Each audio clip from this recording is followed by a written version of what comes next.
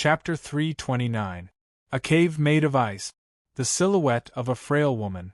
Countless white specks of light lingered within, creating a dreamy world that was like a poem or a painting. When the fluorescent light shone, the icy fog exploded, revealing a beautiful woman's face. She looked around in astonishment. The divination result from the power of destiny was less than 3 seconds, but it was already extremely precious to Alice. Alice did not dare to hesitate. She quickly took out a clear crystal ball the size of a fist and silently engraved the image in her mind into it. All right, she had used up all the divination slots for the day, and her spiritual force had been depleted to the last drop.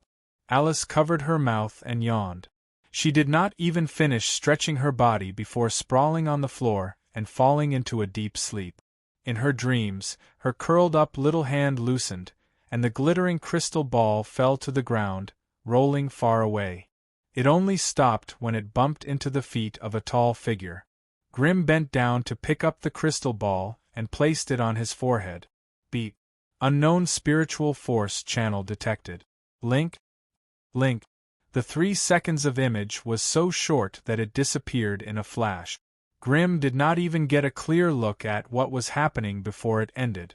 However, the AI chip had faithfully recorded it down and stored it in its database.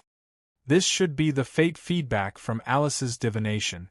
AI chip, do your best to analyze this 3-second image and find out all the information you can use.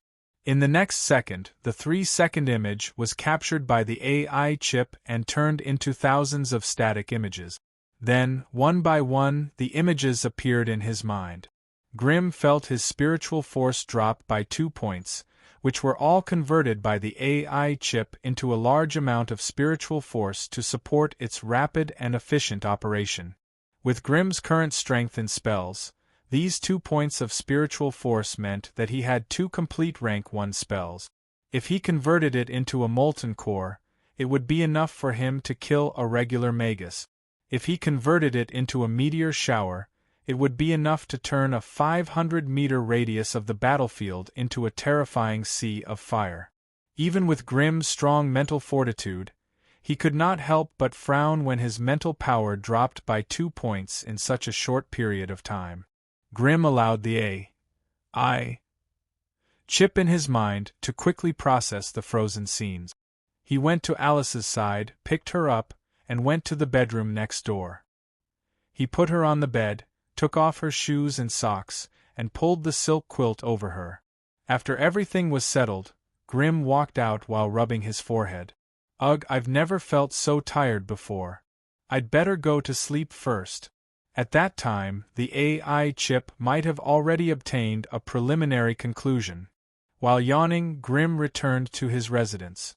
However, at this moment, hundreds of thousands of miles away in the extreme north, Xuefu could not help but open her eyes. This was a beautiful woman who seemed to be carved out of transparent ice. Her facial features were beautiful and exquisite, but because the lines of ice and snow were too cold, they seemed a little stiff. When she suddenly opened her eyes, a glaring cold light flashed in the depths of her pupils, and a cold aura rolled around her. A crystal-clear ice armor condensed on the surface of her body, and strands of icy air pervaded the surroundings. Even the air emitted a strange cracking sound after being frozen, and the surrounding light also became a bit dimmer because of this.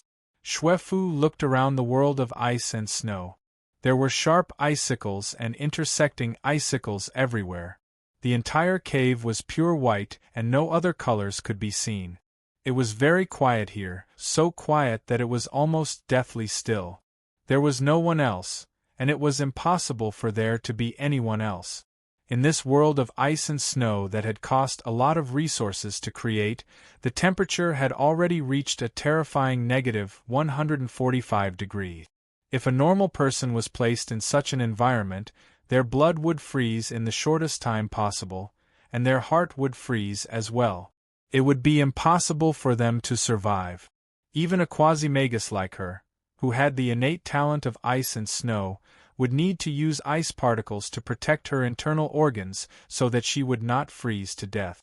If there was no outsider, then where did that flash of fear come from? Could it be that someone was secretly spying on her? Did it have something to do with the operation that Granny had arranged earlier? Xue Fu did not agree with the idea of assassinating her competitors in advance. After such a long period of training and cultivation, she was very confident in her own strength. Even without the help of her family, it would not be a problem for her to wipe out those competitors. As the family slaughtered more and more fate candidates, Xue Fu had a vague feeling that fate's blessing was getting further and further away from her. If it was in the past, it would have been difficult to spy on her from an unfamiliar enemy. Even if there was an occasional success, fate would give her some hints through a vague sense. It would never be like today, where the fear in her heart came out of nowhere, and there was no sign of it at all. If she continued to slaughter fate candidates like this, there would be a day when she would also be abandoned by the law of fate. Perhaps it was time to talk to Granny Angelina, South Feldman City, Magus Tower. Kobe the Goblin was hiding in his residence, stepping on a tall wooden stool as he chatted with the wretched, despicable, stingy Duke Gazlervi of the Great Goblin Empire on the light screen in a friendly, passionate, and cordial conversation. No. Kobe jumped 3 feet high, waving the beginner puppet-making handbook in his hand as he roared. You should know that I risked my life to steal this top-notch secret manual from an evil magus. You actually want to exchange it for 200 magic crystals? Kobe, you should know that in our Great Goblin Empire, 200 magic crystals is enough to buy 10 square kilometers of land and everything on it. If you don't want to buy land, 200 magic crystals is enough for you to hire a magic squad of 50 people. So, it's all ready. Before he could finish, Gazlervi's voice became sharp, as if someone had suddenly grabbed a rooster by the throat. Through the light screen, it could clearly see the goblin Kobe taking out a bunch of shiny, magic crystals from his waist pouch. Ding ding ding, glittering and translucent magical crystals fell from Cabby's palm like raindrops, and they struck the hard stone floor with crisp sounds. The crisp sound was so soul-stirring that it made one's eyes red with envy. In an instant, Gazlervi's rage bar had exploded.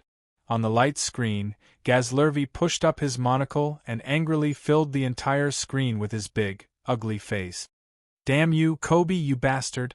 Remember, never, ever, ever.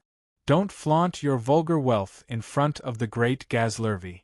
As the greatest inventor of the Great Goblin Empire, the most respectable engineer, and the most respected Great Lord, this brain full of endless knowledge is the true wealth a smart goblin should flaunt. Kobe's face was full of disdain for the exasperated Gazlervi.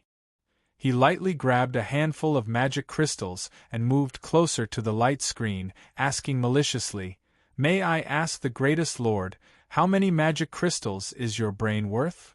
Not the greatest lord, but the most respected great lord. Gazlervi angrily corrected the little goblin's mistake. Besides, my brain is priceless. Priceless? Doesn't that mean there's no price? It's priceless. It's not priceless. Gazlervi's roar reverberated in the secret chamber. TSK, that's the same thing. Kobe held the magic crystals in his hand and sneered. Since you can't take out the magic crystals, what are you going to use to exchange for my top-notch secret manual? Gazlervi quickly calmed down at the mention of the exchange. This is a low magic plane, and the production of magic crystal mines is very small. You don't seem to be lacking in magic crystals. Continue. Then I'll use the spider tank to exchange with you. Spider tank? Didn't you say that your master has been building a golem in the shape of a spider recently?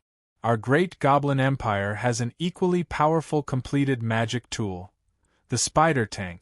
Gazlervi immediately turned into the wildest and most passionate magic tool engineer when it came to his old profession. It's made entirely of tungsten alloy, and has unparalleled toughness and flexibility. The main body of the magic tool is in the shape of a spider, with 4 pairs of metal limbs, a 360-degree rotating magic cannon, a chainsaw folding metal pincer, a short-range fire-breathing device at the tail, and both sides of the body are equipped with. Before Gazlervi could finish, Kobe cut him off with an unfriendly expression. Your teleportation device can only teleport 500 G of items. Are you sure you can teleport the good stuff you mentioned just now? Or do you want to open another small wormhole like last time? If you can't do it, what does it have to do with me if you praise it to the heavens? Ugh! Gazlervi froze. That kind of wormhole can't be used too often. In order to obtain that golem's heart, even the magic furnace in my laboratory was slightly damaged, and it took me a lot of effort to repair it. Magic furnace? What's that? Kobe's large ears immediately perked up. Although he didn't understand what the term meant, his greedy instincts allowed him to smell the scent of gold. Do you know why I, Gazlervi, dare to call myself the greatest inventor of the great Goblin Empire? It's because I invented the magic furnace that can continuously absorb energy from the astral world. Although our great Goblin Empire doesn't have mountains of magic crystals, with this magic furnace, we have an endless supply of magic energy. The future rise of the Goblin Empire was single-handedly created by me. At the mention of the magic furnace, the slightly enthusiastic Gazlervi instantly became fanatical. The way he was waving his slender arms and legs around made people want to gasp in awe. There's such a great invention? The goblin cabbie's bean-like eyes widened, and he immediately put on a flattering expression. Then, the greatest inventor, Lord Gazlervi, can you let me take a look at this epic-making work? Chapter 330. Magic Furnace? Grimm muttered, Are you sure that's what it said? Yes, master, I'm absolutely sure. The gnome cabbie still had a fawning expression on his face, but a crafty glint flickered in his beady eyes. In order to gain his trust, I took the initiative to give that book to him. I didn't ask for anything in exchange, I only wanted it to let me see the mysterious things it spoke of. And so, it brought me around its magic machinery lab and its spider tank with a light screen. What about the magic furnace? Of course, that included the magic furnace. You did well. Grimm nodded in satisfaction. With your intelligence, you must have left behind an image. Of course, as long as it's master's orders, Cabbie will do his best to fulfill it. Cabbie immediately took out a button-sized crystal. All the images are in here. Grimm smiled in satisfaction once again. Even Grimm was surprised by Cabbie's obedience and quick-wittedness. He thought that betraying the interests of his own kind would cause him to retaliate, but who would have thought that he would accept it without hesitation? He was even able to draw inferences and actively helped Grimm extract the secrets of the Goblin Grand Duke. With such a loyal subordinate, Grimm naturally could not be stingy. He rewarded Cabbie with a large number of magic crystals, and even a storage belt that Alice did not have. With this, Cabbie no longer had to wear 7 or 8 pouches at once.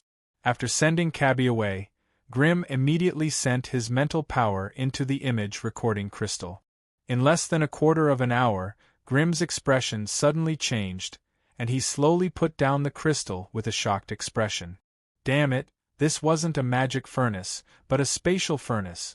No, to be more precise, it was a prototype spatial furnace.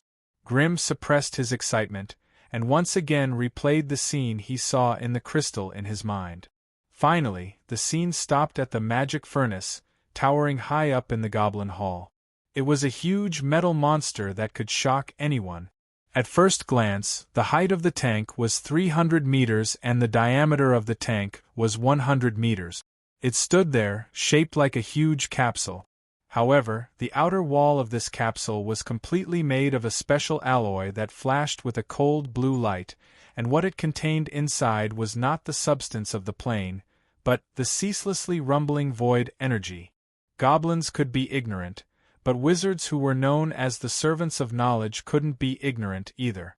Even if it was just a low-grade light screen, even if the light screen was half a kilometer away from the magical furnace, The complex spatial energy field that filled the entire hall could not be concealed.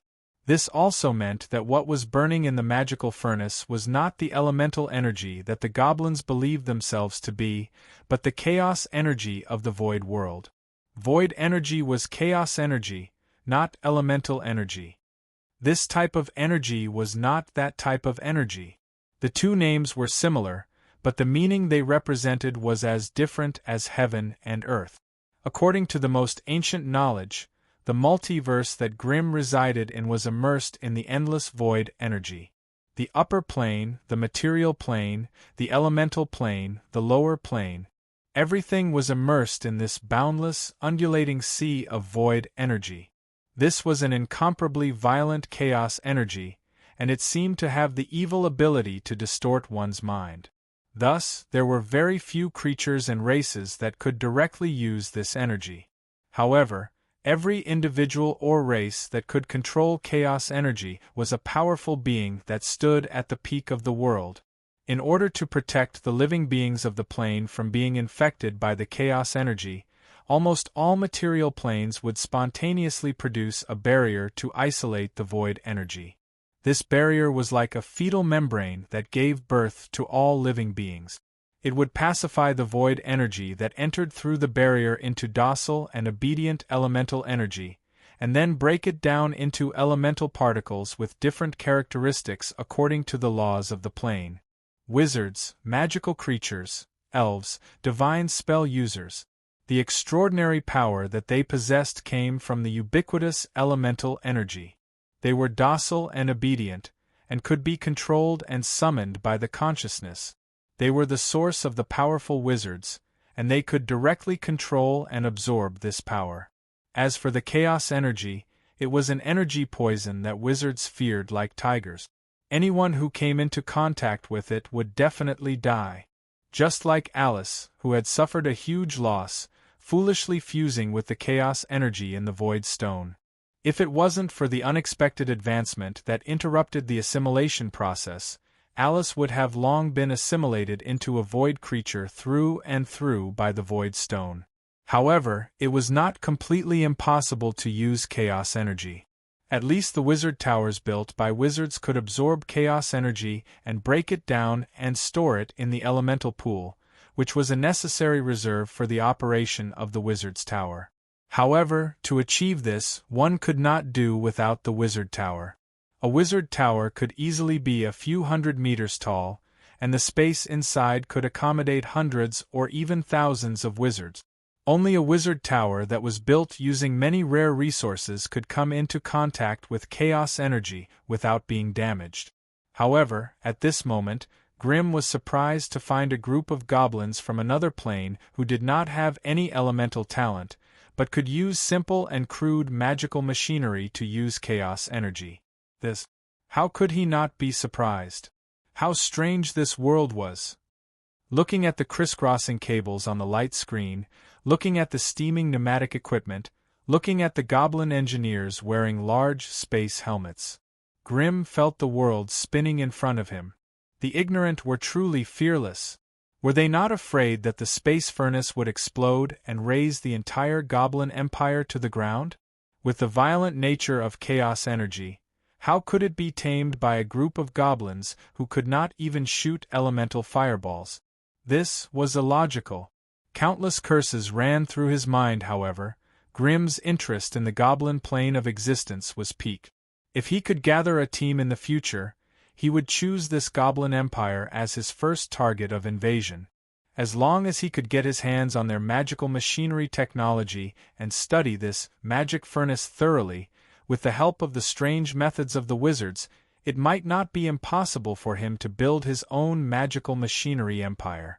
Grimm could not help but feel a little excited as he thought about this. Night dimension. Insects and cicadas chirped incessantly in the lush green forest. The lush forest undulated slightly with the mountain breeze. A small team was making their way through the forest with difficulty. The person in charge of opening the path was a burly man wearing chainmail armor. The double-edged battle-axe that was as big as a wheel was as light as a feather in his hands. Every time he chopped, he would carve a wide path in the forest. Although there was a path, bushes, vines, and thorns still covered the path, making it difficult for the team to move. There were only 5 people in the team. Other than the man with the battle axe leading the way, the others at the back were also burly and strong.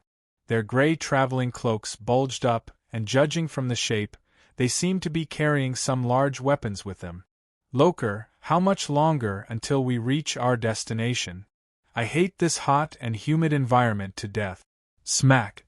One of the guys in the middle of the team grumbled and slapped a mosquito that refused to leave his face. The mosquitoes in the forest were indeed ferocious. Just their heads alone were the size of a finger. If they were full of human blood, their ugly and wrinkled abdomens would expand to the size of a palm. With a single slap from this guy, the mosquito's abdomen would rupture, and he would be splattered with his own blood. Damn it, damn it, damn it! The harsh environment made him irritable. I hate these mosquitoes, I hate this forest, I hate everything. I don't want to run anymore. I'd rather go back and fight those blood-sucking demons. I'd rather die in battle than rot in this damned forest. Silence. The burly man at the back of the team was obviously the leader. He scolded sternly. No one will stop you if you want to die, but you can't drag others down with you.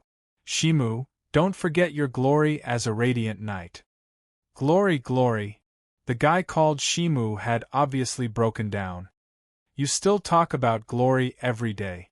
We're being chased around by those damned wizards like dogs. Where's the glory and dignity? The royal bloodline has been wiped out by them with evil sorcery. What can we do from now on? Shimu's panicked words silenced the entire team. The crushing defeat in the Greenland forest, the dragon attack on the capital, and the invasion of the giant dragon that spread across the continent. All of these brought to the Kingdom of Knights could not be compared to the loss of the royal bloodline. As the wizards seized control of the continent, the once glorious demon hunters became stray dogs. They were bitten by hordes of wolves, tigers, and leopards until they bled profusely. However, those who wanted to attack them and exchange their knights' heads for the wizards' rewards did not pose a real threat to them. The terrifying wizards who were on their tail were the real nightmares they needed to avoid. The former Blood Queen was no longer elegant. Instead, she had become a bloody witch that terrified even the Radiant Knights and Spellbreaker Knights. The demonic insects were no longer weak. As they sucked their flesh and blood, the terrifying insect demon became more and more terrifying. Many of the knights in the team died tragically in the mouths of the millions of beetles it controlled. Silence. I think I heard something? The leader of the team, the strong man with the giant axe, suddenly shushed them. Everyone immediately shut their mouth. They held their breath and listened attentively to the movements of the grass in the forest. Amidst the rustling of the forest, there seemed to be a faint, strange sound ringing. It was the sound of flying monsters flapping their wings. It's the Bloody Witch. Go. Everyone, go. The team leader's expression changed drastically as he shouted with all his might. Amidst the loud shout, a black swarm of bats swarmed out of the forest in the distance and covered them like a dark cloud. Chapter 331. In the dense forest, a sea of lush trees. The chirping of insects and cicadas was instantly replaced by the sound of flapping wings. Puff, puff, puff. A swarm of bats swarmed out like a dark cloud and surrounded the team in an instant. They had short, glossy black fur, scarlet eyes, white fangs, and a body the size of a washbasin. These were not the wild bats that were commonly seen in the forest, but a group of vampire bats that had been modified by evil witchcraft. With their talent, they could not be considered orthodox vampires. At most, they were just blood slaves and derivatives created by orthodox vampires. Using their combat power to fight against the 2 Radiant Knights and 3 magic-breaking knights was like throwing an egg against a rock. They could not even withstand a single blow. However, after the 5 knights threw off the coarse cloaks that hindered them, they nervously gathered together with their backs against each other, as if they were afraid of something. In the deepest part of the dense forest in the distance, A tall figure wrapped in a gorgeous red dress was standing on a thick branch, peering at the night squad through the gaps between the mottled leaves. Beside her, on every branch of the tall ancient tree, there were countless vampire bats hanging upside down. Compared to the swarm of bats, the hundreds of vampire bats hanging all over the tree were bloody, which Mary's personal guards that she truly valued. Each of them had the body of a calf, gray fur, and hairy, sharp, and thin faces. They also had human-like features. They hung upside down on the branches, vigilantly watching the forest around them. From time to time, they would open their mouths full of sharp teeth and emit high-frequency sound waves that were hard for the human ear to hear, maintaining a close connection with the sentries outside. However, beside Mary, there were 8 humanoid vampires dressed like knights, with blood-red eyes and fangs. They were the trump card that allowed Mary to hunt the fleeing knights without any scruples, the Blood Knights. There were 8 Blood Knights. 3 of them were Grade 2 Blood Knights, and 5 were Grade 1 Blood Knight. Their predecessors were the Radiant Knights and Magic-Breaking Knights who once ruled this realm. However, after Mary's embrace and witchcraft, they had lost their true nature and became first-generation vampires who followed Mary's lead. But in this way, their intelligence would be significantly reduced compared to before, and they would also forget more than half of the combat skills they had before they were reincarnated. That was why a Rank 2 Blood Knight could only display the strength of a Rank 1 elite sorcerer despite having a strong physique and powerful regeneration abilities. This made Mary feel extremely regretful. As for the Rank 1 Blood Knights, they were just vampires with the strength of a wizard. The first group of vampire bats were like a pack of wolves circling around a flock of sheep. They let out ear-piercing screeches as they darted left and right in the dense forest. More than 600 bats gathered in the dense forest that was less than 100 meters away. They used their bodies to completely cover the area. What was even more bizarre was that despite the high density of the creatures, they did not collide with each other at all. They couldn't help but admire their flying skills. After living in hiding for half a year, this group of demon hunter knights had long since lost their former strength. Without the support of the Kingdom of Knights, they no longer had magic colts to ride on, nor did they have magic crystals to support them. They could not eat their fill, wear their warm clothes, or sleep well. This caused their combat strength to plummet. Without magic colts, they could only rely on their feet to traverse mountains and rivers. Without magic crystals, their rune swords were like fire sticks that could no longer produce scorching elemental flames. If they wanted to activate the semi-long-range energy blades, they could only rely on their own energy reserve. This obviously couldn't last long. Even so, when they held the rune swords in their hands, the dazzling fluorescence of energy began to roll in their bodies. The combat strength displayed by this group of high-ranking demon hunter knights was still as ferocious and unparalleled. Streaks of energy blades shot out, destroying everything in their path. It was impossible to defend against. Regardless of whether it was a tall tree that required a person to wrap their arms around it, or a branch that was as thick as an arm, or the glossy, black, leathery body of the vampire bat, they were all sliced into two by the berserk blade, before exploding into a sky full of plant fragments and stinking purple blood. The 5-man squad was clearly experienced. They used the energy blades to open a path while moving quickly through the forest, looking as though they were determined to break out of the encirclement with their lives. The numerous vampire bats were obviously helpless against them. After they transformed into bats, they belonged to the category of targets without or with light armor. It was simply a dream to rely on their frail bodies to contend against the energy blades that had an attack power of 30 to 50 degrees. So they could only squeak and dance in the sky, trying to use their numbers to disrupt the enemy's movement. As for the vampire bats that rushed into the night squad's defensive circle, they met an even more tragic end. Rune swords made of special magic steel danced in the hands of the high-ranking demon hunter knights. The swords flashed as fast as lightning. The 5 swords formed a sword circle. Before the vampire bats could even get close to them, they were killed one by one. Mary, who stood at the periphery and watched from afar, did not feel anything when her subordinates were slaughtered. To her, only the blood knights and low-ranking vampires around her were worth paying attention to. As for the blood thralls and derivatives on the periphery, she would not feel any heartache no matter how many of them died. If their numbers were not enough, she could find a human city and hold a blood feast. The number of low-ranking vampires would be replenished very quickly. So, these guys were sacrificial lambs. Who cared if they were worth it or not? But in this wilderness and barren mountain, it was still somewhat difficult to replenish the blood thralls. So Mary did not intend to let these cannon fodder be used up too much. With a slight wave of Mary's hand, nearly half of the 100 or so low-ranking vampires that were entrenched beside her flew up in an instant. They flapped their wings and blended into the vampire bat swarm. "Be careful, there are vampires coming," the leader of the knights in the squad warned in a low voice. During this half a year of chasing and fleeing, countless companions had already fallen miserably under the sharp fangs of these vampires, either due to physical exhaustion or due to carelessness. These vampires might not have outstanding attack and defense, but they were extremely good at fighting.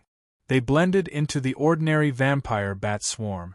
Once they saw an opportunity, they would quickly pounce and transform into their human forms the moment they reached the target's side. They did not evade the attacks of the knights at all. Instead, they pounced on the knights, desperately scratching and biting at the flesh of the knights that fell outside their protective gear. Such fearless attacks were simply impossible to defend against. If there were only 1 or 2 vampires fighting like this, the knights could still rely on their sharp swords and strong armor to deal with them. But if a group of vampires swarmed in, even the magic-breaking knights would find it hard to defend against such an attack. So, with the addition of the vampires, the battle of the Knights of Light became more difficult. The physical strength of the Knights of Light was far superior to that of the vampires, so killing them was as easy as chopping melons and vegetables. Therefore, the vampires desperately urged the vampire bat swarm to rush up and entangle the 2 Knights of Light. The vampires then quickly gathered together and continuously attacked the defensive circle around the 3 magic-breaking knights. In the violent and bloody battle, one of the magic-breaking knights only cared about waving his long sword and killing the mutated bats that flew past him. He did not even notice the low shrubs under his feet. With a stagger, he took 2 steps back and actually distanced from the defensive circle. Such an unforeseen event immediately made him break out in cold sweat. Before he could stabilize his body, he waved his long sword and wanted to rush back to the side of his companions. But it was too late. Rustle, in an instant, countless vampire bats rushed into the battle circle of the knights through this gap. With a terrifying number, all the knights were thrown into confusion. And just when they did not have time to deal with it, a group of vampires descended from the sky, madly using their bodies to attack the Knights of Light's sword formation. Blood splattered and limbs flew. But in this bloody storm, the figures of the Knights of Light were also pushed further and further away, gradually disappearing from everyone's sight. Puff puff puff, a few consecutive energy blades soared into the sky, instantly cutting the group of vampire bats into pieces. Blood rained down from the sky, and everyone's body was dyed red. They had just cleared out this group of enemies, and before they could adjust the violent energy in their bodies, a new batch of vampire bats swarmed in from all directions, once again suppressing them in place. Through the gaps in the disorderly swarm of vampire bats, the knights could vaguely hear the sounds of their companions fighting and shouting a dozen steps away. But soon, with a shrill scream, the sounds in the distance gradually stopped, leaving only the strange sucking sound that made one's teeth ache and legs go weak. "No, Chief, we have to save Staffy." The burly Loker who was wielding the giant axe was already panting from exhaustion, his knotted muscles glistening with sweat. "Save what? Can't you see that he's already dead?" Sim roared angrily as he hacked with all his might. The team was no longer complete. If they stayed here because of someone who was bound to die, it would be difficult for them to escape today. Hence, he hated Rockal's suggestion to the bone. Rockall was all brawn and no brains. "I don't care, I won't leave any of my brothers behind." Loker, whose eyes were bloodshot, roared angrily. He turned around and used his giant axe to open a path, fighting his way into the distance alone. Damn it, damn it, damn it! As expected, before Sim could curse, the leader of the Knights of Light had already made a decision. "You take Sim and leave first. I'll bring Loker back. We'll meet at the agreed location." After speaking, the leader's body was enveloped in a dazzling fluorescence. These runic energies came from his body and condensed into an armor of light on the surface of his body. This also gave him an even more violent and ferocious combat ability. When the dazzling fluorescence of the blade filled the sky, bat corpses fell like rain. Go quickly. I'll catch up to you in a while." Chapter 332.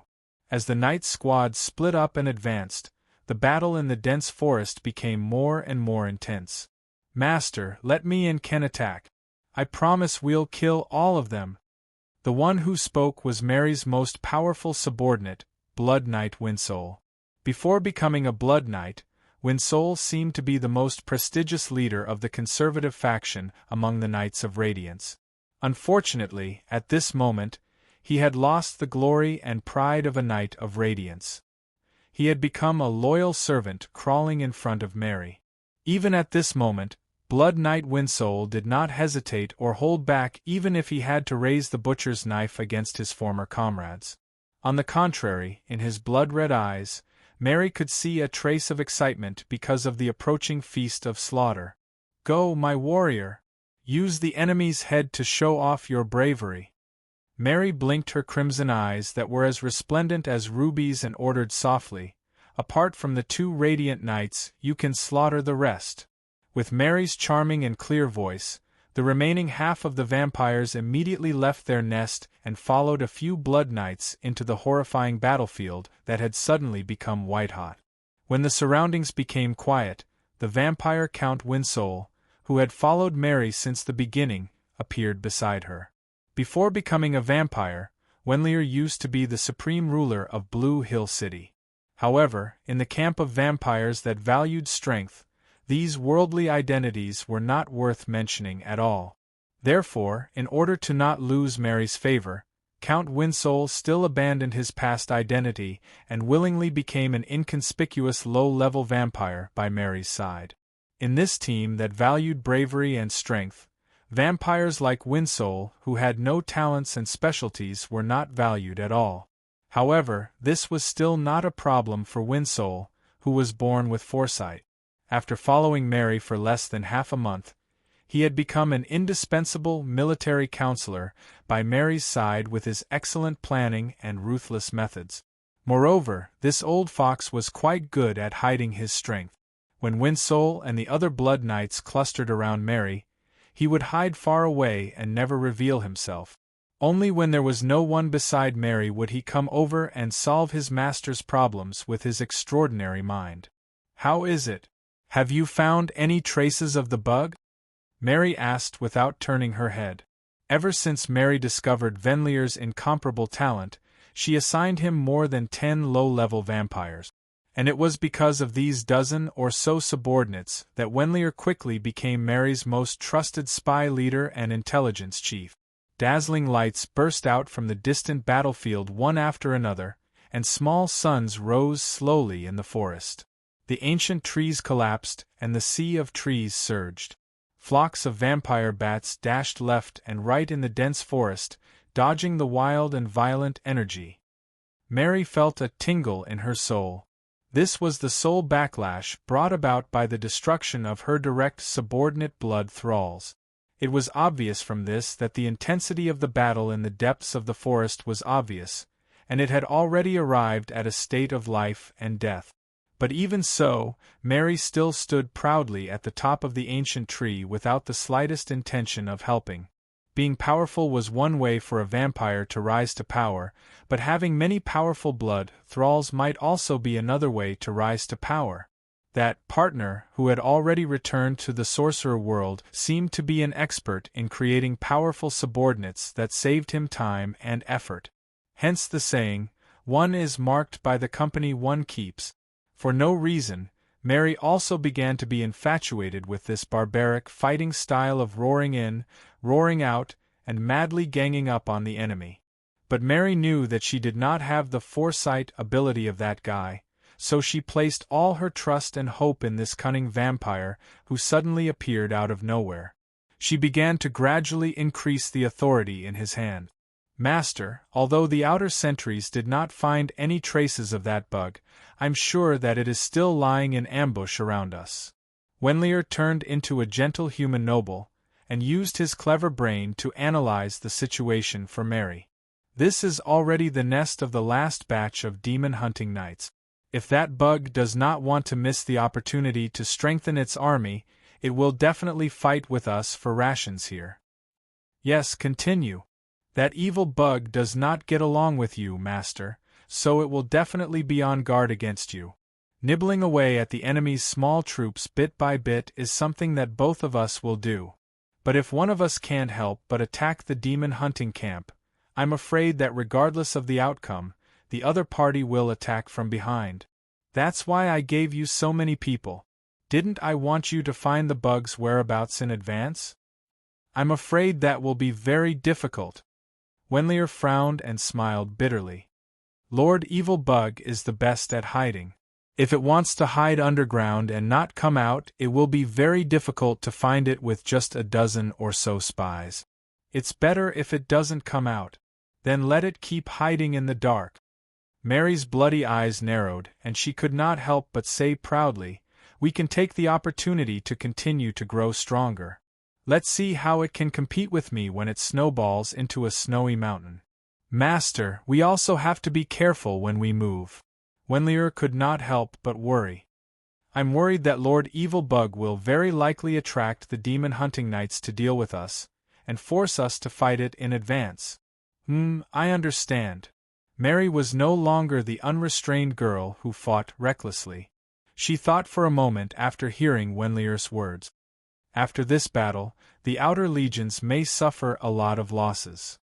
But as long as one of the two Radiant Knights can survive the embrace, we will still be on the winning side. After the battle, I will assign another 100 men from the outer legions to you. Keep an eye on that bug. Do not let it suddenly come out and disrupt my plan. Do you understand? Yes. Wenlier immediately bowed. Just as the two were talking softly, the battle in the dense forest suddenly began to extend into the distance. It seemed that the Radiant Knight could no longer withstand the encirclement of the two Blood Knights and the many vampires, and was desperately trying to break out of the encirclement. "Let's go and take a look."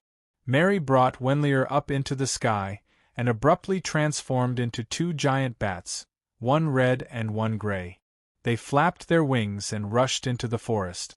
When they were far away, a few of the bat subordinates hiding in the surrounding forest did not notice anything amiss. Only then did they crawl out of the bushes, tree holes and bushes, flapping their wings as they chased after them. The strange sounds of energy explosions rose and fell, extending into the distance. Finally, after a quarter of an hour, the forest where the bloody witch Mary was once again quiet. However, this silence did not last for more than a few minutes before it was broken by a new kind of strange sound. The black soil around a tall, ancient tree silently arched up into a huge mound. When the mound was more than a meter high, the top suddenly burst open, and countless terrifying bugs surged out from within.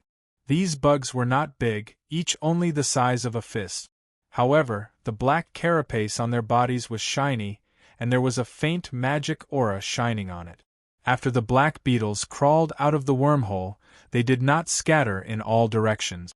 Instead, they gathered together and bulged up in a crooked manner, forming a strange humanoid bug. A moment later, the humanoid bug stabilized its body, and the countless wriggling beetles pieced together the hideous, malevolent face of the demonic bug in Titch. Mary! Mary! In Titch's strange bug body emitted a deep insect hiss that made one's teeth ache and legs go weak. Without that brat, do you think you're still a match for me? You want to lure me out and kill me? Kakik. How could I not want to devour your group of vampires and use your blood essence to nourish my great bug body that is about to take shape? 1, 2, 3, 4, 5, 6, 7, 8. I didn't expect you to have 8 Magus rank vampire subordinates. However, compared to the great Intitch, your strength is not even worth mentioning. Kakik. Following Intitch's sharp insect hiss, the black beetles that swarmed out of the wormhole became larger and larger. Among them, the number of carrion beetles with black shells, green wings, and livor mortis spots on their backs had already reached an astonishing 34. These carrion beetles were no longer larvae like they used to be.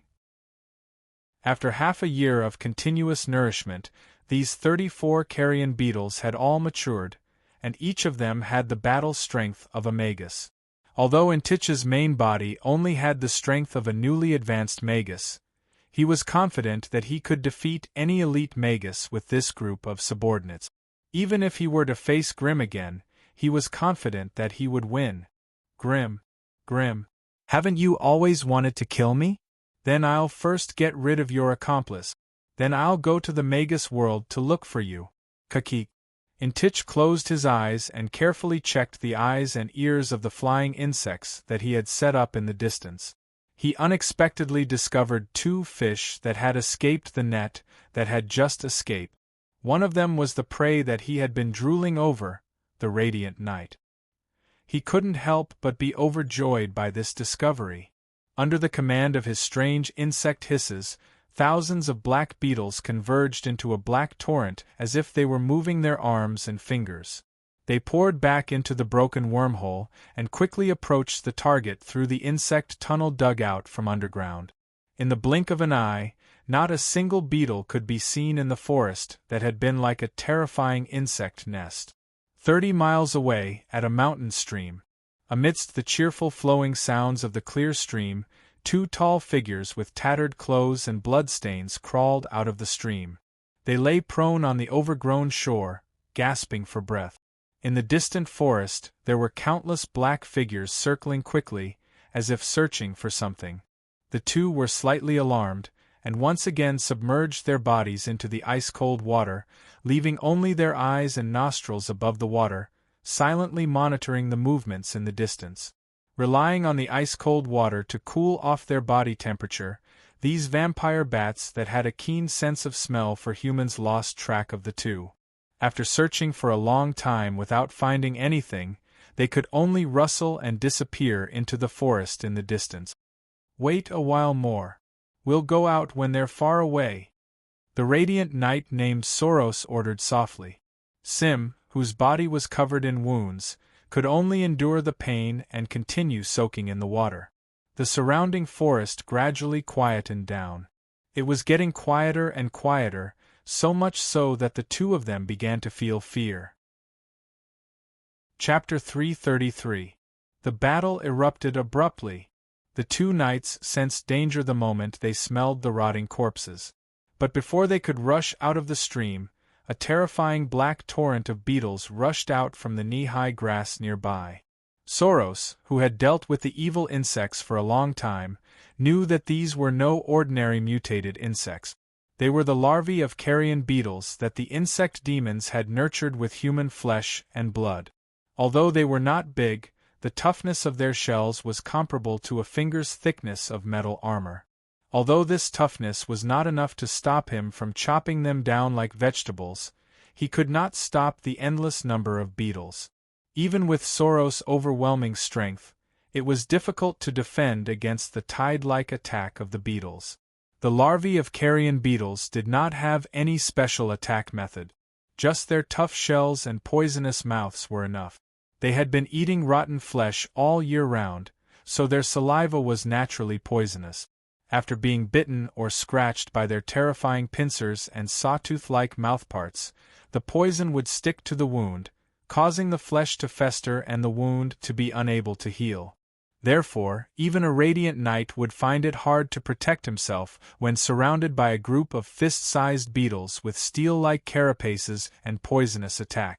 As for the magic breaker knight Shimu, who was already riddled with scars, he was drowned by the swarm of beetles after killing more than a dozen larvae, leaving only a wriggling humanoid beetle pile on the ground. Whoosh, a dazzling fluorescent light burst out of the radiant knight Soros' body.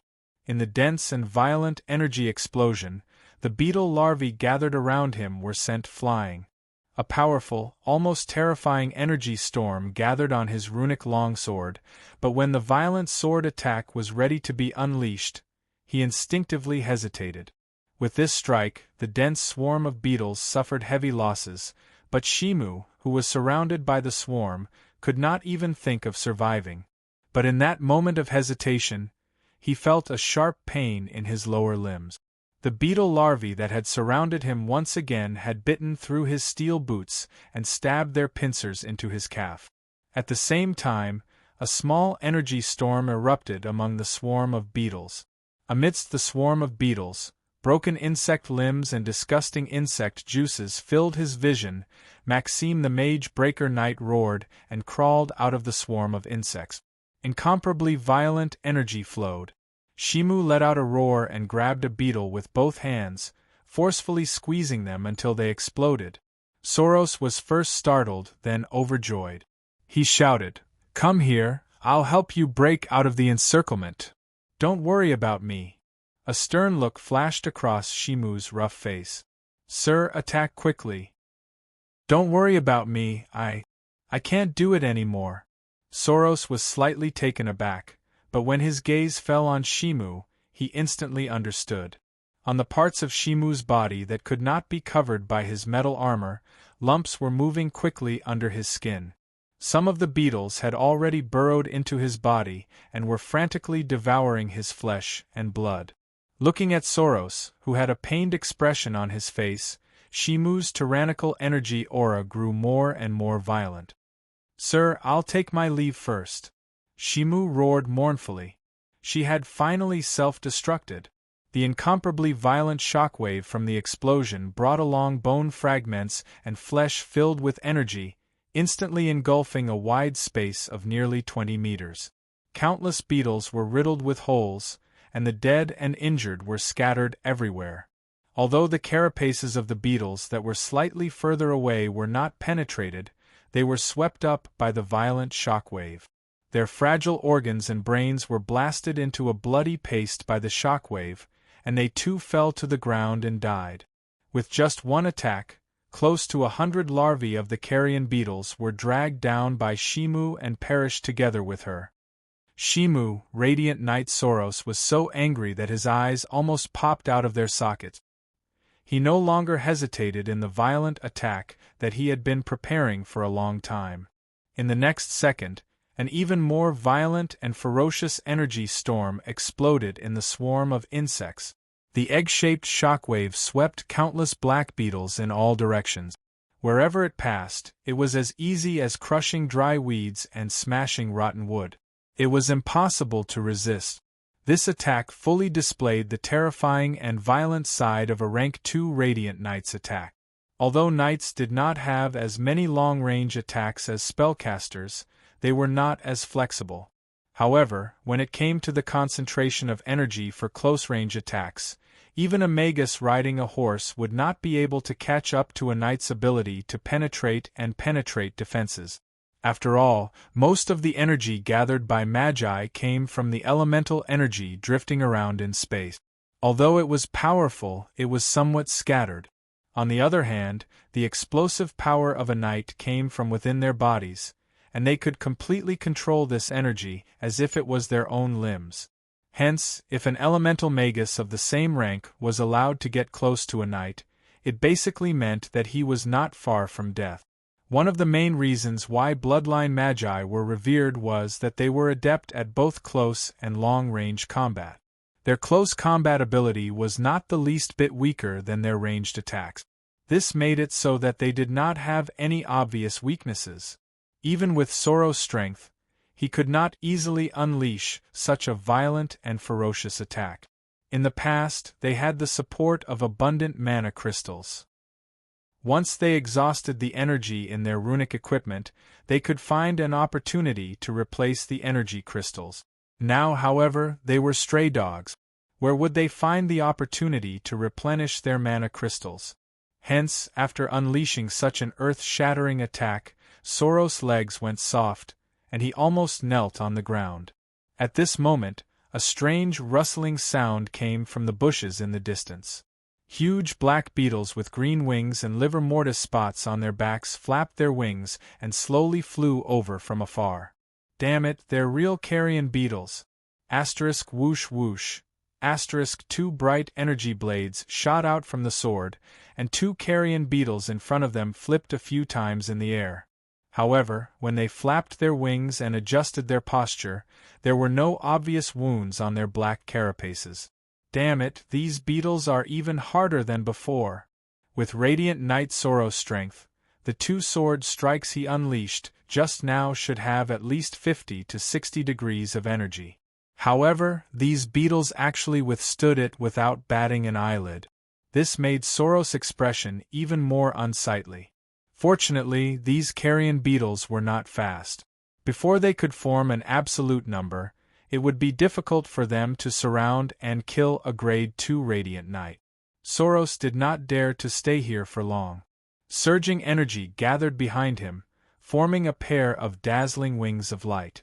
With the help of the wings of light, he sprinted forward, faster and faster, higher and higher, as if he was flying in the air. This was a combat ability that the Radiant Knight had developed after coming into contact with runic energy for a long time. But in the end, it was just a special use of runic energy. Just as Radiant Knight Soros was about to charge out of the encirclement of the beetles, a lightning-fast shadow suddenly flew into the sky and collided with him. Asterisk boom. Asterisk a muffled sound rang out, followed by an invisible shockwave. Soros' wings of light suddenly vanished, and he fell to the ground. Along with him was the mysterious black shadow. In that collision, Soros's entire body was wrapped in thick armor and energy. In addition to his flying speed, one could imagine the impact that the shadow that collided with him had to bear. The shadow fell into a clump of bushes. When he stood up in a crooked manner, black spots were continuously falling off the surface of the body formed by countless black beetles. Actually, they were not black spots but dead beetles. Even the demonic beetle in tech was not unscathed from the collision just now. Seeing that the mastermind behind the black beetle tide had finally revealed himself, Soros, who was still spinning around, roared furiously. Streaks of sharp energy blades slashed at Intek's beetle body. 3 carrion beetles flapped their wings and flew over, blocking in front of Intek. They relied on their black carapaces that were as hard as heavy armor to withstand all the attacks. But before they could adjust their bodies, Soros had already pounced on them. The runic longsword in his hand that was as bright as a lightsaber flashed continuously, directly piercing into their wide-open mouths, shaking their innards into a pile of bloody paste. Although the carapaces of the carrion beetles were tough, it was difficult for the insides of the beetles to be as tough. Therefore, faced with the piercing longsword of such concentrated energy, Soros was able to quickly kill them one by one. Seeing that the 3 carrion beetles that he had carefully cultivated were killed, the scorpion Intek leisurely stood up and let out a sharp hissing sound at Soros. In an instant, countless scorpions shot out of his mouth and rained down on Soros. Soros brandished his longsword. The violent energy blades no longer left his body but attached themselves to the runic longsword, instantly forming a solid shield in front of him. All the scorpions that collided with his blade storm were instantly disintegrated into pieces. Stinking purplish-black insect juices splattered everywhere. Soros, on the other hand, was rapidly approaching Intek while brandishing his longsword to fend off the endless stream of insect attacks. As a knight, his greatest disadvantage was that he did not have any mobility. If he wanted to escape, He could only kill his way out of the encirclement. There was no other way. However, just as his speed was being suppressed by the demonic beetle in tech, the horde of black-armored, green-winged carrion beetles had already surrounded him. If he wanted to break out of the encirclement now, it would be countless times more difficult than before. Don't even think of escaping. Stay here and become a part of my beetle body. Intek hissed sharply, the ear-piercing insect hisses so loud that people almost wanted to cover their ears and not hear it. The battle on the battlefield instantly heated up again. Chapter 334. The battle in the forest had reached its climax almost as soon as it began. One side was hunting ferociously, while the other was vowing to break out of the encirclement. Both sides had no leeway to sit down and negotiate. Hence, the moment they encountered each other, it quickly turned into a battle of life and death. With the Radiant Knight's incomparably violent strength, no one in the battlefield could stop his advance. Hence, even with Intich's strange witchcraft, Soros was still able to hack away at the beetle carcasses, its body mutilated. However, Intich, who had completely transformed into a beetle, seemed to have an immortal body. No matter how crazily his opponent ravaged his body, he could rely on the endless supply of scorpions to recover with a snap of his fingers. Moreover, relying on him to attract Soros's firepower, more and more corpse scarabs closed in, gradually sealing off all escape routes. 3 to 5 corpse scarabs might not be able to do anything to a grade 2 knight, and might even be able to find an opportunity to counterattack. However, when 20 to 30 corpse scarabs closed in, using their hard carapaces to form a wall, Soros had already lost his chance to slaughter them. The corpse scarabs' huge pincers kept opening and closing, and could even cut through wood as thick as a bowl. If it weren't for Soros's powerful runic energy combined with his runic equipment to form a layer of tough and impenetrable energy armor, the carrion scarabs would have torn him into pieces and devoured him whole. However, the runic energy condensed in Soros's body was limited, and could not be depleted for a long period of time. Hence, risking his life to break out of the encirclement became his only choice. The battle between the two sides became increasingly heated. Just as the battle by the stream was in full swing, a strange army was rapidly approaching. Between the tall and dense foliage, a huge gray bat was silently gliding back and forth with its wings spread. Relying on the flying scouts scattered throughout the forest to guide the way, they headed straight for the sea of insects without hesitation. At some point in time, Mary and the 8 Blood Knights were already standing proudly at the top of a tall tree, less than half a mile away from the battlefield. Beside Mary, the crafty-looking Winlier was stooped and pointing at the distant battlefield, as if he was explaining something. It was precisely because of Winlier's strategy of casting a long line to catch a big fish that the vampires intentionally missed the Radiant Knight Soros, that they were able to fish out the evil worm Intik who was hiding nearby. But at this moment, when all the protagonists stood on the stage, all schemes and tricks were meaningless. Next, if he wanted to achieve his wish, then he could only rely on peerlessly tyrannical combat strength and ferocious slaughter. That was why Venlier wisely lowered his stance and retreated behind the Blood Knights. Even in the midst of a fierce battle, the demonic worm, Endik, still raised his head, his empty eye sockets staring straight at Mary, who was dressed in a bright red dress. The two of them stared at each other. The blood food here is very delicious, but it's a little crowded for 2 people. Intich's insect hisses were sharp and noisy, sounding exceptionally ear-piercing. The leathery bat wings behind Mary flapped slightly, allowing her to float in the air. Looking down at the violent battlefield from above, Mary licked her beautiful red lips. Her blue eyes gradually turned blood red. Yeah, it's too crowded here. There's no room for the 2 of us. Why, have you already thought of a way to leave? Haven't you been looking for me? I've come out today, and you've come as promised. Why are we going to fight here? Let's fight. The leaders of both sides were ruthless and decisive. With just a few words, they had decided on a battle of life and death. Furthermore, at the moment when they made the decision, there was still a struggling radiant night between them. There had never been a moment where the weight of a level 2 night had become so light that it was difficult to notice his existence. Mary raised her head and let out an ear-piercing shriek that shocked the entire battlefield. Blood-colored wizard power instantly engulfed her. Amidst the trembling and violent blood-colored wizard power, Mary's red eyes released a frightening cold glint. 2 sharp fangs emerged from her upper lip. Her tall and slender body continued to expand, and strange blood-colored patterns began to spread unscrupulously on her fair body. Mary opened her mouth wide and let out a terrifying howl that sounded like that of a wild beast.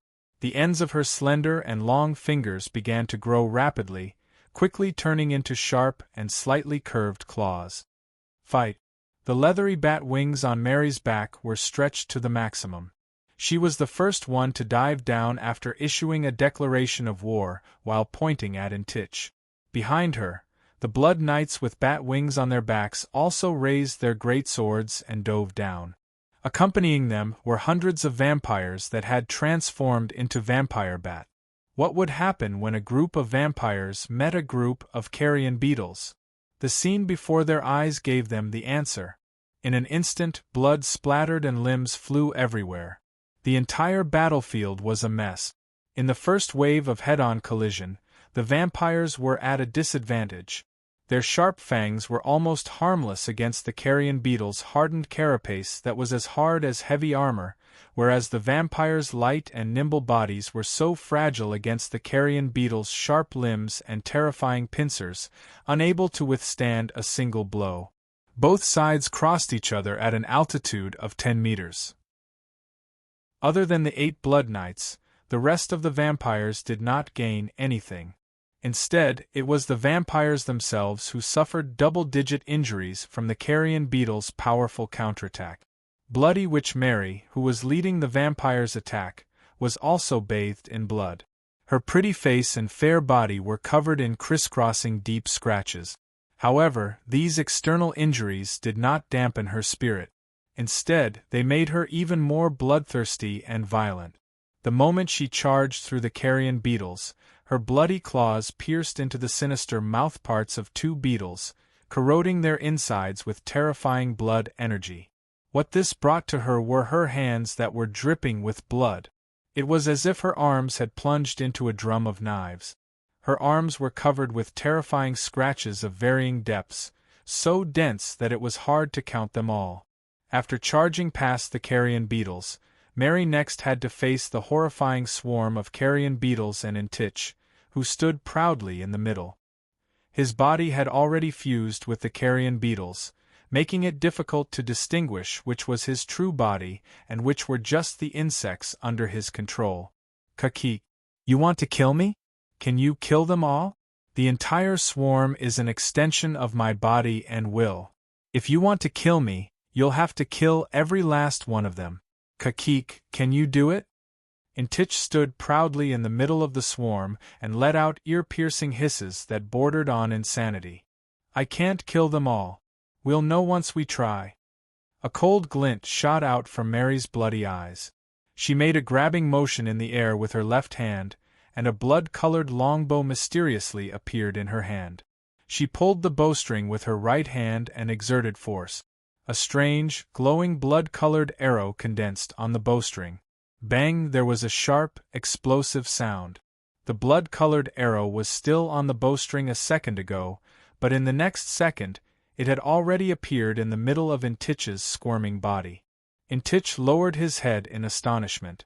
In an instant, the violent blood energy within the blood-colored arrow burst forth.